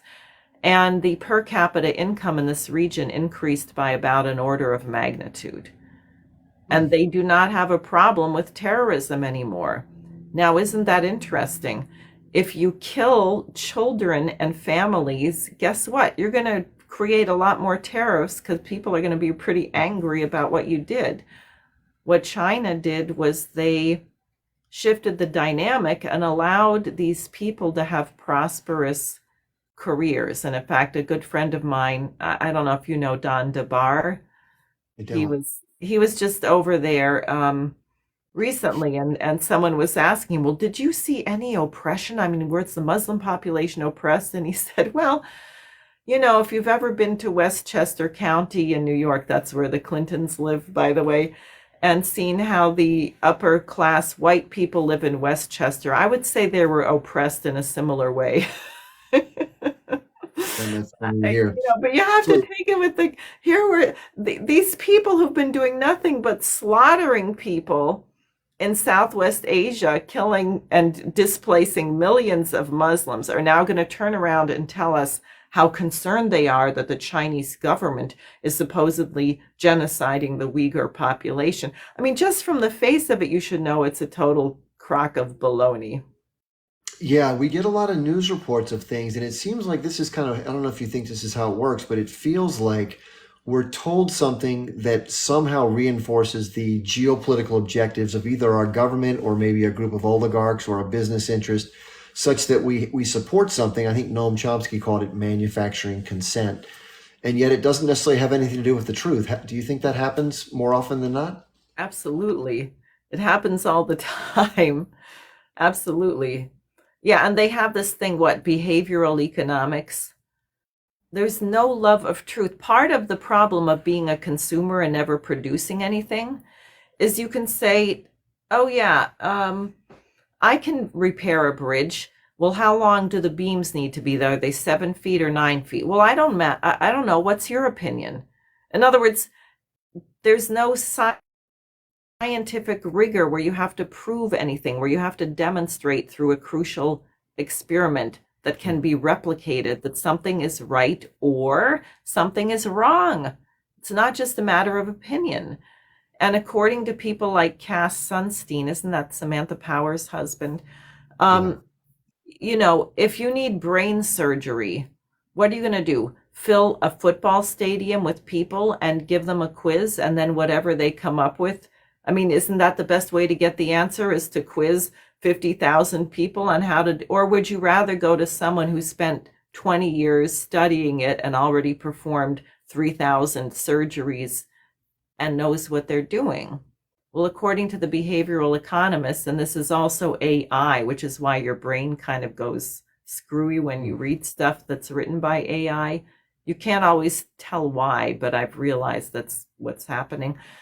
It, so somehow, or even we say things, that's your truth. What do you mean your truth? There is truth. If it's true, Right. you can prove it. And you know what? If that's the case, then you don't need to censor people, because you can have a debate. You can be like Socrates. You can be open, and you will arrive at something that is more true than something you knew before. But now it's my truth, and that's his truth, and that's her truth, and that's, I don't know, does gravity exist or not? Yeah, I always like to refer, I talk to my audience about this all the time. There's what I call objective reality, which is literally what happened. Like in 1948, people actually moved from where they were living and somebody else was pointing guns at them while it was happening. That's what happened. Now you can paint a different story, which is the narrative you assign to it based on your viewpoint or which side you're leaning towards, but that's what happened. A lot of people can't even acknowledge that biophysical reality happened, which is difficult to have a conversation with somebody who can't acknowledge objective reality. And that's very frustrating. Right. Well, if you think that you go to your computer and order a ham sandwich and it shows up on your doorstep in 5 hours, and there's no pig and there's no farm and there's no wheat to make the bread and there's no eggs to make the mayonnaise and there's no truck driver who delivered it, then you can have that view. I mean, look at what's happening with the farmers. Think about that. Why? Yeah. Why are all those farmers in the street? Because they realize we're going to all be dead. There will be no food. Yeah, so talk about this. Is obviously people say this is conspiratorial, and I guess people might even say the fact that you alluded to on the just on the edges that wink wink nod nod, something didn't seem quite right with what happened on 10/7, and even going back to September the 11th, there may have been other things going on. We'll leave it at that. But in terms of the World Economic Forum, we hear this a lot on the internet. If you watch Wait, can I YouTube, just address, people are asking about Columbia University. oh, of I course, actually absolutely, yeah, began a campaign. I think Hillary Clinton has to be fired. She absolutely has to be fired. Was she involved in ordering these peace protesters to be gassed? yeah, I don't know. Someone who would gloat over the murderous rape and torture of Gaddafi and say, we came, we saw, he died, he. yeah. Someone capable of that is totally capable of ordering the skunk gassing of Jewish Voice for Peace and Students for Justice in Palestine. So, it's totally hypocritical that Columbia says they're worried about hate and how people are feeling. You have a woman teaching there who is a war criminal, who has blood on her hands, who is like Lady Macbeth. If you're concerned about that, get rid of Hillary Clinton. And I think we need to call for that in a loud voice. And I have to think of more flanks on it. But that's the problem with Columbia, Hillary Clinton. No doubt about it. I mean, Larry Summers, another example of a former Ivy League person that's also in a big bad way. But getting back to what I was asking you, and I'm glad you got to address that because I'm sure it was on people's minds. But we've heard a lot of conjecture about, Klaus Schwab and the World Economic Forum and these 2030 based initiatives, Bill Gates, the farming issue, stuff that goes in your arm voluntarily or otherwise. What are some of your thoughts about that? Is that all a bunch of bunk, or does it have some validity, or how do you feel about that? Oh no, it's very real. I mean, he wrote this book, The Great Reset. And it's also tied in with this climate agenda. The people who want to stop everyone from using fossil fuels and freeze and starve in the dark, because they're also opposing nuclear power. Sure, it's part of the same group. King Charles at the COP 26, what did we just have? COP 28? I guess it was 28. COP 20. Yeah, he talked about global Britain, and all of these central bankers sort of brag about the money at their disposal. For example, farmers can't get loans unless they're willing to put solar panels and windmills on their farms. Hmm. So if you need seed or you need fertilizer or you need whatever else, sorry, you're going to have to shut down food production. So it is very real. People aren't imagining that. I mean, we're paying these people. I don't know how much they've gotten in bailouts and what do they produce? What do they generate? What do they do that's good for mankind? Nothing. Yeah. Yeah, they call it the financialization of the economy, so that there's nothing being produced for the most part. Our industrial base that was here, over the last 150 years has all shifted to places like China and Vietnam and other places around the world.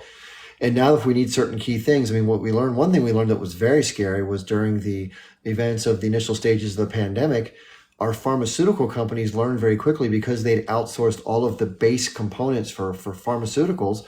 They couldn't be sent. There was a whole supply chain nightmare that took place. So, the fact that the U.S. has allowed its corporate structures to reduce costs and then put things elsewhere that leave the society more vulnerable, that's a real concern. Do you agree with that? Sure, I don't think it's an accident. I think they intend that. Hmm. I mean, you have people who say the world really can only sustain 1 billion people. Starvation and disease and lack of clean water are a very good way to quickly get rid of the excess, not to mention war. Yeah, most people don't know this. You probably know this, but the number one killer of people worldwide is not starvation. It's lack of sanitary water, where people either consume sanitary or their water gets polluted by fecal matter, and then they get diarrhea and other things where they actually, believe it or not, they thirst to death and they die, which is pretty horrific. Yeah. Yeah, and that can easily be addressed, which is how you know it's deliberate. Yeah, and so you've talked about untapped potential of people, both within the United States at the lower economic spectrum. A lot of people are, quote, thrown away in this society, but also around the world, there's a tremendous amount of inequality tied to some of those economic factors you said, and also just the complete imbalance of resources of the, quote, first world versus the third world. How do you think we can work better to get everybody on a more of an even keel to bring up people who have these hidden talents that aren't being tapped? I think we have to think about the greatest geniuses in history and how they appeared, like Beethoven, one of my favorites. Hmm. He was considered a social miscreant. He apparently was kind of enraged also. I read a report about he went to a restaurant and the waiter messed things up and he threw all the food out. He had a hot temper, but it didn't help that he was losing his hearing. How would he be looked upon today? He'd be homeless on a street corner. You know what I'm saying? Just thrown on the scrap heap. Because we have no forward vision, we have no mission for where mankind should be going, then we look on our fellow human beings as expendable, as opposed to saying every person is a puzzle. There's something in every person which is of value, which can allow them to make an immortal contribution. Even people that might have a particular handicap or something, because their vulnerability draws out a better quality in other people. And that's one of the things that really sort of horrified me about the state of New York and the cities. New York, out of the top 10 cities in the country for child poverty, New York has 3 of them. I think Syracuse is number 1. In New York City, 1 out of 10 children in the public schools is homeless, or was. Now, because of the migrant influx, 1 out of 9 children is homeless. Wow. Now, imagine trying to teach a class, and of course, they're not evenly divided between rich and poor neighborhoods. There are areas in Brooklyn and the Bronx where maybe over 50% of the class doesn't know where they're going to sleep that night, or might be in a shelter where their mother's getting beat up and assaulted. Or you can't teach. No one in that class is going to learn anything. Schools are saying that teachers are spending their own money on deodorant, toothpaste, and soap because the kids have nowhere to. This is the United States. If we care that little about our children, then clearly we don't give a damn about whether we have a future or not. And Yeah, it seems like it's cold, hard individual capitalism for the people who are poor, but it's bailout sort of socialism for the rich at the top, which seems the opposite of what it needs to be. exactly. Exactly. And that investment, what's the rate of return for having beautiful, shiny, modern schools with good science laboratories and symphony orchestras and choruses and drama departments and home economics and vocational technical schools where kids can learn how to rebuild engines and things like that? Yeah. How much money would you put into that relative to what we spent on bailing out a bunch of friends of Jeffrey Epstein, for example? And what's your return on it? Or fueling these foreign militarism things that have nowhere to go but trying to help the oligarchy get into Russia by destabilizing their leadership and just these silly things that the power structure allows to perpetuate. That's the why we're talking right now, because we're hopeful that people like you who have the courage to step up and speak truth to power. So speaking of that, this is a great segue. So let's be optimistic. When you're elected the new senator for the state of New York, which would, by the way, would nothing would make me happier. What would be the first thing you would do other than take a quick vacation? Once you get into the ring, what's the first thing you would do with yourself? What would you talk about? What would you do? I think the, it's that's really challenging. I think really the first measure to rein in these Wall Street crooks would be to reinstate the Glass-Steagall Act. Yeah. Can you tell people what that is, Sure. We have please? to put the firewall between the commercial normal savings and loan banks and the investment banks. We cannot allow ourselves to be debt slaves and our own personal savings and hard work used as collateral by the high roller gambling speculators who keep getting bailed out while we all lose our homes and our jobs and our infrastructure.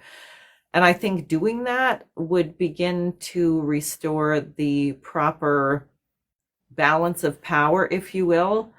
I know a lot of people feel like the government is too big and the government has too much power. In my opinion, the government has too little power. We haven't been using our power over these financial monstrosities. We Yeah. have monopolies that think they run the government. Why is Well, BlackRock part of our government? Why does BlackRock get to decide everything? That's outrageous. But yeah, it the really is. politics, And the other thing is that if you don't know much about the securities industry, for those of you I follow the markets a lot, there are entities like the Commodities Futures Trading Commission that are supposed to oversee these different markets, as well as the Securities and Exchange Commission for stocks and stuff like that. But the amount of off the books, unregulated financial transactions like these swaps and other derivatives is unthinkably large. And any one thing can trigger a total meltdown of the economy, like we saw with the housing market.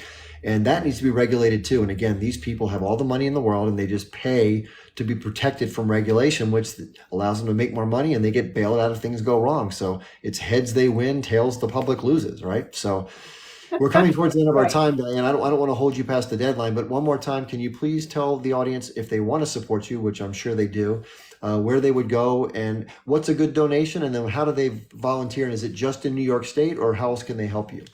Well, I need people now in every state because we wanted like the swords to plowshares legislation. We want everybody pushing that in their state legislatures, their city councils.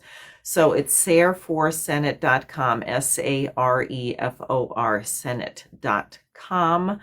And to donate at sareforsenate.com /donate. No one is allowed by law to give over 3,300 per election cycle. I am trying to raise about $80,000 right now before the petitioning begins. So I would be grateful for whatever you can give. Some people are in hard times and can give a small amount. Some people are able to give the full amount. Whatever you can, sign up for a monthly donation. You can do that too.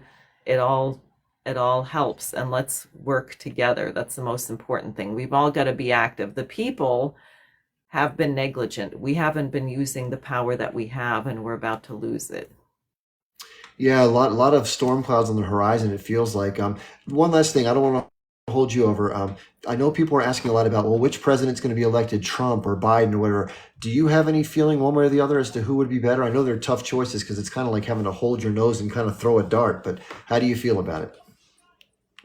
I think that Biden or whatever they choose to replace him with, if he keels over, I shouldn't say that, but if he becomes completely impossible and they can't stick a rod in his back or whatever they do to prop him up on the stage, Biden or whatever replaces him is unsurvivable. Absolutely unsurvivable. Maybe we could survive with a Trump, maybe an RFK. I think they both have great problems, but I think we absolutely have to ensure that Biden doesn't get back in there. And And and is that that because you think that the war machine that Biden's backing can inflame into a regional and global conflict, which could result in nuclear annihilation? yes. But it's simply yes. Yeah, I think that's a fair concern. Diane Sayre, I got to say, it's been a thrill having you on. I really appreciate it, and I look forward to working with your campaign in whatever capacity I can where I am, and others who do the same. I hope you will, because we really desperately need good people like Diane. I'm going to give you the last word, Diane. Anything you want to say in parting with the audience? Just thanks very much, Chip. This has really been fun. And I would like to tell everyone, don't lose hope, because we're in the dark age part of the world. We're in the United States. But if you're living in Egypt, if you're living in China, if you're living in many other countries, the world looks totally different. There are so many people now just getting their independence. And I do strongly believe that the innocent people of Palestine are going to find justice, that Mm. their suffering and their commitment is much more powerful than the evil that's being foisted upon them. And I think we just have to hold on to that. Yeah, that's a great closing message. And I hope we can do this again sometime. I know you're busy, but when time permits and the situation, I'd love to do it again. For those of you who don't know, these are all recorded. So I will be posting this up onto my YouTube and my Rumble channels, and I'll provide Diane with anything she needs. And we'll probably take some snippets out of this and actually put some other videos out per subject or whatever it may be. Thanks again, Diane. I know the audience really appreciates you being here. I just can't thank you enough. I really enjoyed it. Great. Thank you. Thanks a lot. You're welcome. Bye, Diane. Yeah, what a great person to have, and what a great guest. I mean, wow, it's amazing, absolutely amazing. And I hope you all enjoyed it. I really enjoyed talking with Diane. In fact, every time I talk with her, I enjoyed even more. She's just one of those people who you can't help but enjoy their time with. I can stay here and answer a few other questions and maybe bring up a couple guests, because this was a sort of a one-sided affair tonight, and most people didn't get a chance to say much. So I'll give it a little more time if you want. I may need to get up and take my medication for my Gulf War stuff, but that's all. Yeah, I mean, trust me, I have my fair share of criticism for the sort of the locked up nature of the political system, but getting somebody like Diane in would be amazing, because she would speak in ways that we don't have anybody on the platform to speak this way, right? And so look what she did. She called out 9/11. She called out 10/7. She called out the inequalities. She was fair in pointing out the fact that what happened on 10/7 was awful. And at the same time, there were some questions there. You just, honest, objective stuff, and willing to talk about things where that gets a little uncomfortable, right? There are a few questions I really wanted to ask Diane tonight, but for this particular platform, it probably wouldn't have been appropriate. And I think that, who knows, we could go a little deeper into some of those things she touched the edges of. And maybe we can do that on Rumble or something like that in the future. So see, there's a few people in the guest box. So let's bring up Nichelle, and then Stephen, and then Hafid. Yes, Nichelle. Hey, Chip. I am just so thrilled that I have no words. I'm so excited. I just wanted a quick reminder to everybody. There are 433 people in this chat. You guys were awesome. Awesome questions, awesome engagement. This is how we show TikTok that we really enjoy the content that Chip brings us. If you haven't already, would you guys consider joining his team? All you have to do is click on that orange heart by his name. We have to play within the TikTok box that we have, and they like us to use their tools to engage. So if you guys could click on that, I see you, Lala. It brings up a dashboard. And what's cool about this is that Chip gets credit for the engagement. TikTok loves it. And then you guys get kind of points as a TikTok user as well. And it's a way that we can show support for all the amazing content that Chip brings us. Also, he is one subscriber away from his goal. So if that's on your heart to be able to do that, that would be awesome. The engagement, we were all watching it. You guys were just amazing. And so I just wanted to bring that to everybody's attention to be able to do that. Yeah, Chip, you were awesome. It was a great live. I didn't want to take up any time. That's my little commercial. So I'm going to keep reminding everybody and all the mods. You guys are amazing. Yeah, Jax is saying take a break for some refreshments. I saw that, yeah. But That's yeah, funny. you guys are great. And that's just a way that we can continue to show our support. Thanks, Nichelle. Really appreciate you. You're welcome to stay up too, by the way, if you want to. This is my first time using different formats or grids. I'm so excited. This is I've had such a limited knowledge of TikTok, so thank you, Nichelle, for that as well. It's always fun to learn new things. I get so excited when I learn new things. It's just I'm a geek that way. But yeah, I really enjoy that. In fact, I hope to do more of this. Just to let you know, I'm trying to contact other people who have online presences or other people who are in the political space. Most of the politicians I don't really want to have on because it's just more of the same BS. It's just, it's garbage and who cares, right? But if you've seen me on, just one sec, if you see me on any of the lives recently, I've been on a lot of Zionist lives trying to just participate as best I can. And it's just like being a punching bag, that you get up there and they talk trash, they're mean to you, they say all sorts of horrible things, they question your integrity. It's just, you can't even talk about the issues. So I'm probably not going to do a whole lot more of going onto their lives, but I'm hoping to get some to come onto mine where we can have a reasonable exchange that I can control a little bit anyway. So, okay. So we have some guests that have waited patiently. I think who was the one that was it Hafid or Steven that was trying to jump in? I didn't get who it was. Steven. Okay. Yes. What's on your mind? Anyway, that was amazing. Thank you so much. It's one of my biggest concerns. And I think I've mentioned it, kind of the up and down struggle and, that, the world will be a better place if the U.S. government can, become less of what it is, and really start working for us. So it was a breath of fresh air. And I think, and I'm looking at, if we even look at what happened with Palestine and social media and the awareness that was able to be brought and the power of it, that is, egalitarian and at our fingertips. I think you've got a lot of folks here who can help better than I, but really can help her voice get out there. It's an amazing tool that if you reach out and you ask, I think there's a lot of people here who would jump in and just kind of help with some of the technical stuff and even whatever it takes to communicate and be effectively communicating out there and get her voice heard. So that was something. And I'm going to jump off, but I was reading a lot of, I had the opportunity of being able to stay in the chat and read what was going on. Another thing that happened, and I'm sure you noticed it, there was a couple of young ladies who were very frustrated about Ukraine and I just wanted to hopefully encourage you that if they're still here, that, we tried to encourage her that you're happy to, on another live, speak more in Ukraine, listen to their voices as Ukrainians. And same thing with some folks who have the same feelings about what was being said about the Uyghurs, that maybe there's more, more opportunity to get more perspective on that. So thank you. And Yeah, again, let's keep going. sure. Thanks for being on. I appreciate it very much. Yeah, so let me cover that ground for 1 second before we bring up our next guest. So this is the difficulty of traversing these different minefields of information. And just to let you know, it's all, for me, it's about process. And I follow the same process. I listen to what I hear. I make note of it. I then go online and I challenge it, not because I have any reason to question it, just because that's the process that I go through. And then I start to weigh and compare the plausibility and the motives and stuff. And you try to piece it together like any puzzle, and you're going to get it wrong sometimes. And it's possible that some of what I've deduced from that process is incorrect. And if it is, like I always say, my identity or my ego is not tied to my conclusions or my view. It's malleable based on the information. And so I'm happy to have those conversations. I will say this.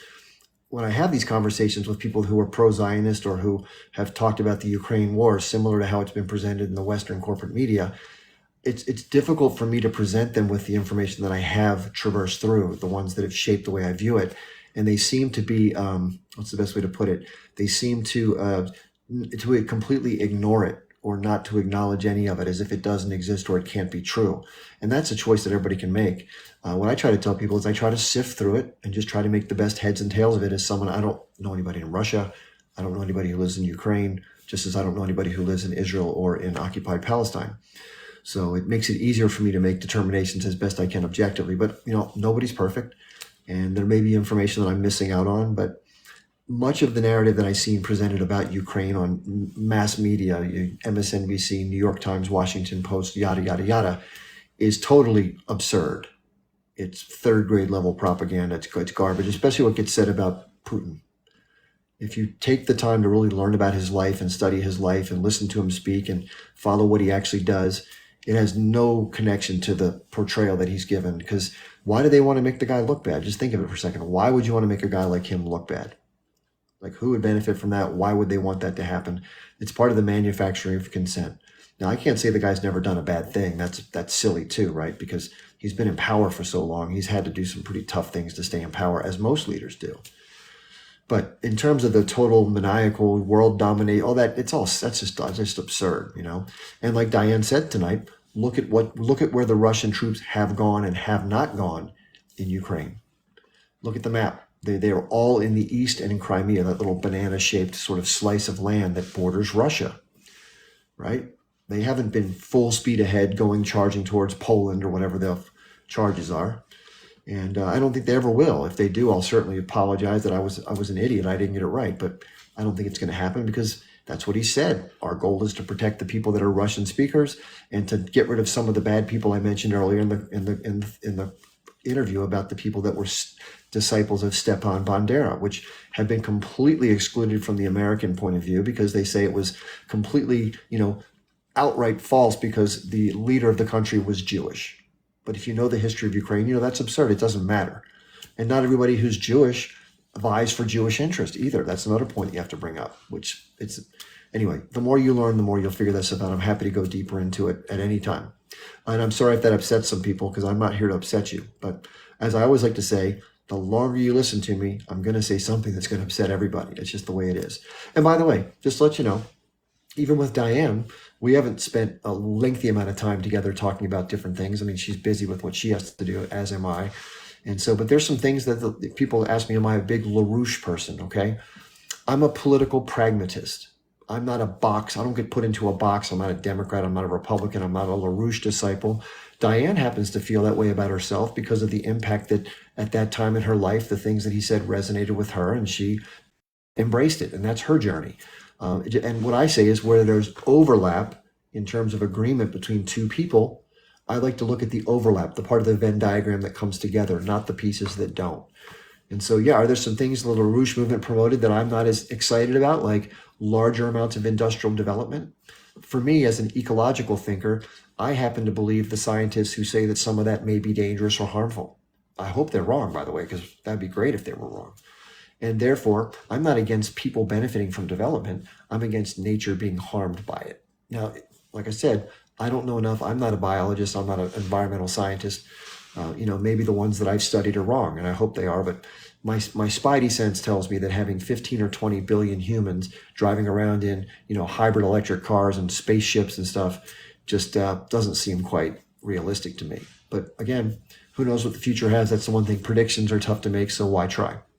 Okay, I think we had Hafid want to come on. I'm sorry, that went on a little tangent there. Hey, assalamu alaikum wa rahmatullah. Hi. Did we lose you, or are you still there? Can you hear me? Yeah. Hey, peace be upon to you all. Assalamu alaikum. As we say it as a Muslim, anytime we enter a chat, alhamdulillah, we have the ability to start off conversations, of course, with peace and harmony. And as a viewer, alhamdulillah, as a viewer of Diane and your interview basically with her, I found a lot of interesting points that she made. And during the time that it was during the I'm sorry for everybody in the comment section, of course. I know sometimes I get a little ranty or a little emotional, so I just wanted to apologize if I obstruct anybody's, you know, point of view on it or what she has to say, or not that it's not important enough, or I just wanted to, tell the guy, the group that was here, if you did see some comments, I apologize if I offended, your point of view of, and, things of that nature. And, so I just wanted to get that out the way. And I just have optimistic beliefs and futuristic aspirations that I feel like I notice within the communities that we are finding ourselves in, by the grace and the guidance, of course. As a Muslim perspective, I could see that, alhamdulillah. And everything I want to say, like, I just want to say that, for her, she mentioned a lot of different points about the how poverty has struck America in such a way that we have not seen before. And I totally agree with it, especially when we have a president who decides to send 147 something dollars to support whatever G-side. We're tired of hearing it. We hear it so much that it almost, like, it's like beating a dead horse almost, So that's a frustration. And at the same time, from an Islamic perspective, every single person actually is supposed to pay a diary, like, not a diary, but it's called sadaqah, 2.5% of every single person's income, worldly. You see, the problem with that is everybody's secretive with their information and their incomes, which is why they want to insert chips into every single body. Not you, Chip, the other Chip, the Microchips, dangerous one. The dangerous ones. So I just want to note that if we want to futuristically look at some of the things to come, we have to look at some of the things that are prescribed, and in order to see if it makes sense or not. For instance, the 2.5% that every single person who is alive and who calls himself a believer should pay for the sake of poor people, for the sake of the needy, for the sake of the boom, we could say that. So that's a lot of funding right there. So if we want her to, well, I'm not saying, we should push her to do whatever, because it's her own, she's an independent. It's America, land of the free, the home of the brave, the land of opportunity, and the home of the optimistic, you could say. And a lot of people had a dream before. MLK, one of them, major figures who said major things about major issues that was, unfortunately, thrown away. If she wants to get into her argument as far as how much dictative force there is within the governments, she can mention some of the facts that were actually there not 200 years ago, nothing biblical, nothing history, nothing, it doesn't require a mathematician, rocket scientist to I'm see not really some sure. of the What is it? What are you trying? I'm not sure. I'm not putting together the pieces of this puzzle that you're going on about. What are you trying to say? I'm sorry. I'm trying to put some of the pieces together of the puzzle for her. I remember some of the things that she said, and I made note of it. Well, not made note of it, but I'm I just want you. not putting together the things you're throwing out there into any sort of semblance of order. I think other people in the chat are saying the same thing. That's why I'm trying to ask you. Oh yeah, yes, sir, yes, sir, yes, sir. And I think it's important for us to be able to relate it in a way that's understandable for everybody, right? That's the point of the diagram that we all see. What I'm trying to say colliding is this, and again, I know that you were trying to get what's inside of you out, but we're trying to make sense of what's coming out of you to some sort of point or something or other, rather than just random Okay. stuff spitting out. That's what I'm trying to say. Okay. Thank you, Trip, for allowing me to clarify. Now, she mentioned a lot of points about a dictative government. Okay? If she wants to show the world that there has been a dictative force before, go back. She mentioned Muammar Gaddafi. and their resistance or his aspirations that got silenced. She mentioned him, so she knows the rhetoric. Go look Can you at. tell what is a dictative government? I never heard those words come out of Diane's mouth. Can you explain to me what you mean by that? It means you never seen a dollar bill. You've never seen a dollar bill and turned it to the back and seen the new. I can't read it. I'm sorry. Listen, I'm really sorry to do this. I know you come up as a regular Hafid. Unfortunately, I don't know what's going on here. I'm losing the ability to follow you, and I don't know. It's all over the map. So what I'm going to do is I'm going to let somebody else take a turn. Maybe you can summarize on paper what you're trying to say, and then come back with a more cohesive statement. Because I no offense. I have no idea what the hell you're talking about. Okay, I'm sorry. I don't want to be rude, but that's just where things are tonight. We have Jax. Jax, how are you doing? Hi, Jeff. How are you doing? By the way, this Good. was an amazing live. Absolutely amazing. I learned so much. I didn't even think of Clinton, by the way, with the whole Colombia thing. But I wanted, and I have the question is also a friend of mine has a question. What's your thoughts on the whole Putin Alaska? Do you have any thought? Are you able to speak about that right now, or do you want to delve into that? Can you fill me in on when you say the whole Putin Alaska? Can you tell me what you mean? Putin, he wants Alaska back, basically. Did you hear about that or no? No, I've not heard of that. Oh, okay. Yeah, I'll send you a DM explaining it. I'll Please. definitely, yeah. The State Department responds to Putin on Alaska saying he's certainly not getting it back, but we'll definitely delve into that a different time. I'm sorry. Didn't know you didn't know yet. Did he really say that? I mean, that doesn't sound like something he would say publicly like that. That doesn't make any sense to me. Yeah, it says the State Department on Monday brushed off reports that Russian president, ordered his government to look into the nation's former real estate abroad. So it's going back and forth how he's trying to, Putin signed a new decree last week to allocate funds for research and registration of Russian property overseas, including in the former territories of Russian Empire, Soviet Union, and meaning the task. It goes into a huge, dive. But I will definitely send it to you. Yeah, I'll check it out. Thanks for letting me know. I appreciate it. No problem. Sounds out of character for what I know about the guy, but who knows? You never know. And just to let you know, the U.S. government is the king of cooking up silly stories about ascribing motives to foreign leaders to make them look bad. So I don't know if it's part of that or if it's real. Who knows? I'll have to check it out. But thanks for letting me know, Jax. I appreciate that. So have yourself a very wonderful evening. Yeah, that interview I thought went really well. I really enjoyed Diane. She's just a great person to talk to. So, okay, Sars. I'm sorry if I'm saying that wrong. Okay, Saoirse, but Chip, yeah, just a fantastic live. Without any fear, you guys kind of touched on a lot of topics that are in some minds considered conspiracy, whereas there's enough evidence stacked upon enough evidence now that we know that these are facts. These are now facts. So this whole fear about everything being a conspiracy needs to stop. It really does. People need to start realizing that there are nefarious governments that have an incredible amount of resources and they have objectives. And those objectives are not publicly known. For instance, and I'll give one example, Chip, and then I'll get off.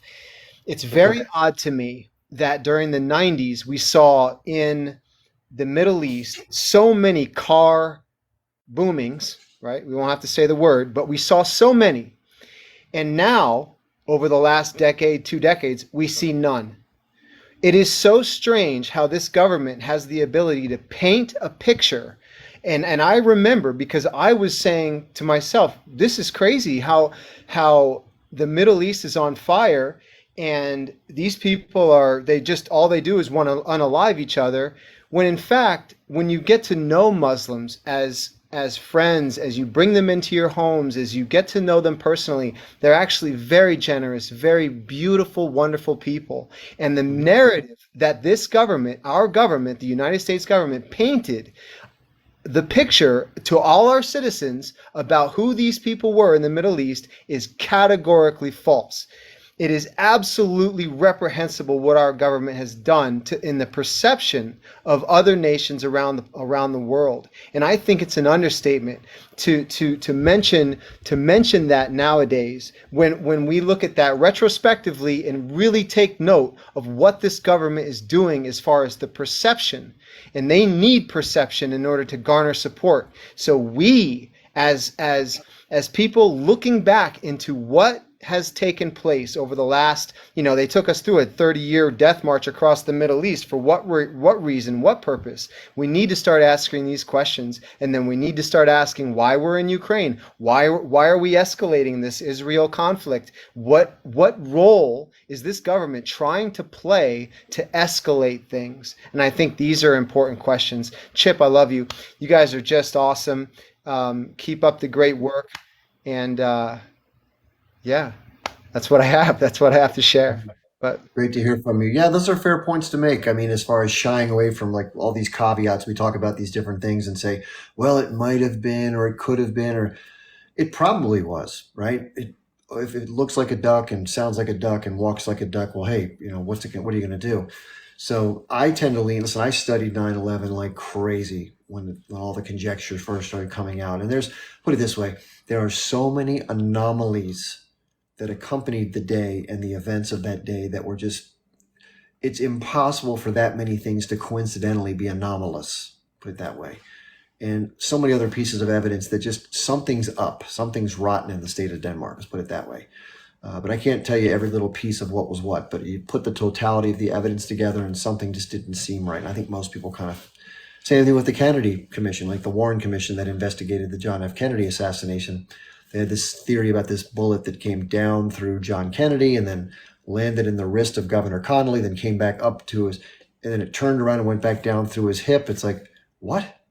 And that's what they agreed upon in the findings of the report. So, it is what it is, right? So on 10/7, in fairness, there's some legitimate questions to be asked about the security and the different monitoring capabilities that are normally so pervasive, and how could it have, all those questions are fair to ask, I think.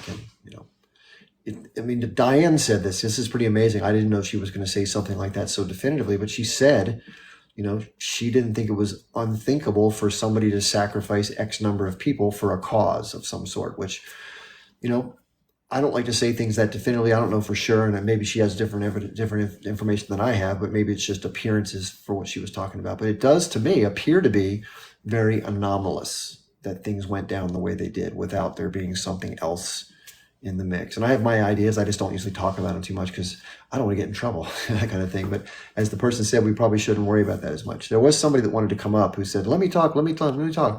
If you're in the chat and you want to talk, you have to request to be a guest. So in order to do that, there's a little blue and red icon that says guest request. If you tap on that and then hit request, then you come into a queue and I can bring you up onto one of these boxes. So if you want to do that and you haven't, please do that. Okay. There was a guest in here. Oh, nope, he's gone now. Okay. Epi Revolution's gone. I guess he didn't want to come in. So, okay. Sorry, Hafid? I'm sorry, Chip. I just wanted to give our new guest a chance if they wanted to speak. That's all. I don't think they're here right now. Oh, if somebody does want to come up and say something before I go off on my rant, feel free. I think we're gonna be shutting it down. So yeah, and Nichelle, are you still there? Yep, I'm just hanging out. Lapri posted again your schedule for you guys to enjoy his content.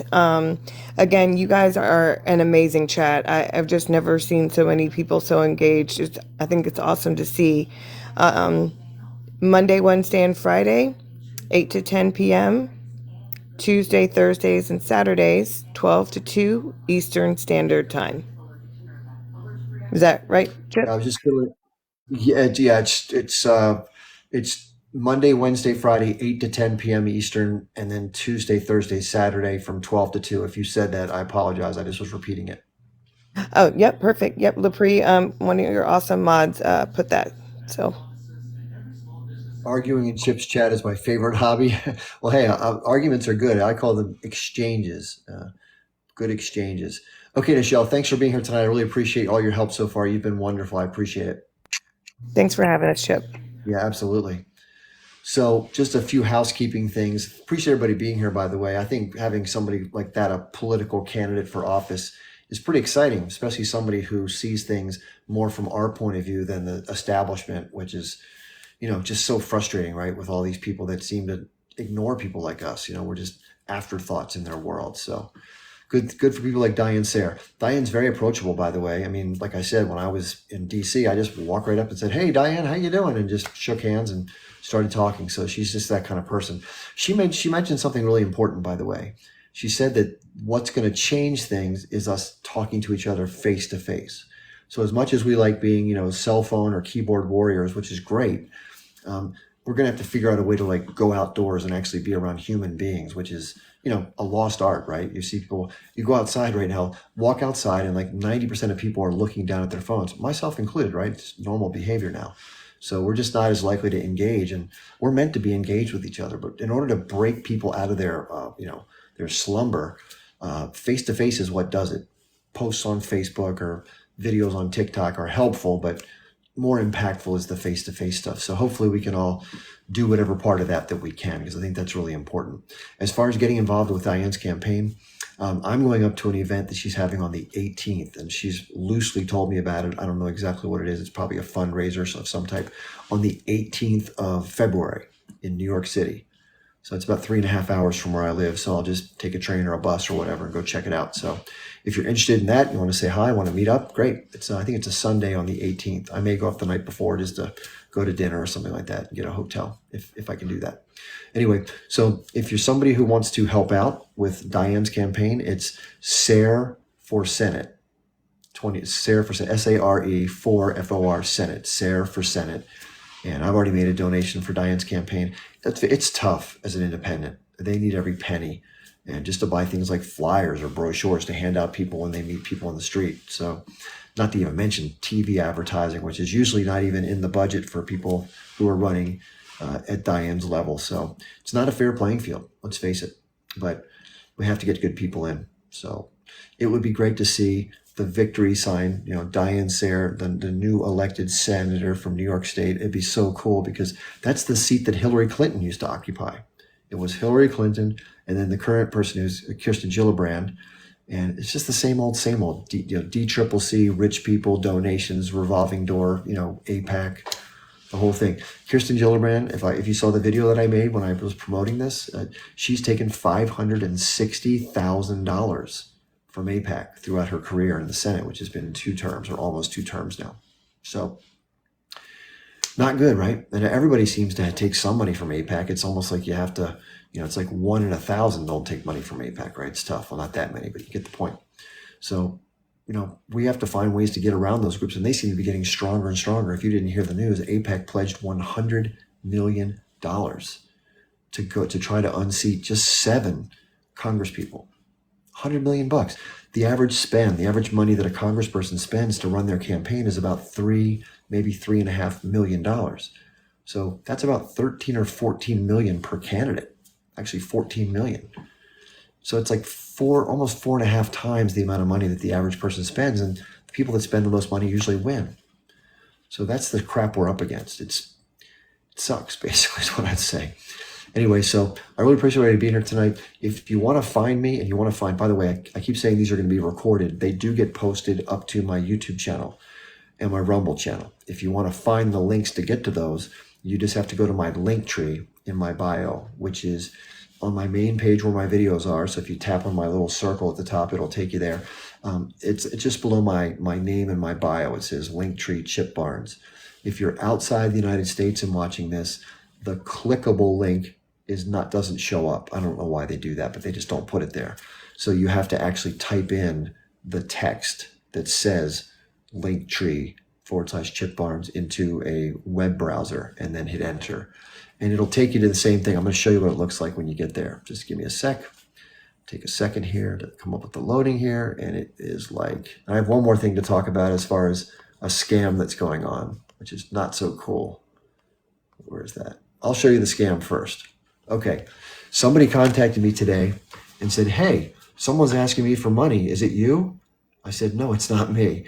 Somebody using this account right here. I don't know if you can see how it has, it's my name. It looks like me, but it's got an extra S right there. It's 2 S's, not 1. So if somebody contacts you, first of all, there's only 15 followers and I have like 110,000 followers. So it's obviously not me. But if somebody contacts you in your direct messages and asks you for money, I will never do that. Ever, ever. And this person was asking somebody to donate $150 or more to help Gaza with my name, which is like infuriating, right?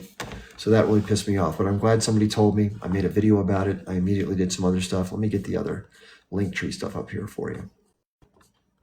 Here we go. So here's my account. This was obviously taken a little while ago, but if you go into my account, the Linktree is right there. That says Linktree Chip Barnes. And if you're outside the US, you have to type in that stuff right up there. Linktree Chip Barnes with a period between the R and the E, and then go. So what that will take you is to here. It'll take you to right here. This is what you'll see when you go there. Now, normally I just have my links, but you can see that I've added one at the top, which is a donation link for some very nice women. It's called United Women for Palestine. United Women for Palestine. They have a donation link here. Now, I didn't know this little bit of information, but I'm going to share it with you now. If you choose to make a donation, what they're doing is they're making winter clothes and other garments to help the people of Gaza get through the winter time, which is no fun being in a t-shirt when it's 45 degrees outside. They're also making some special undergarments for women.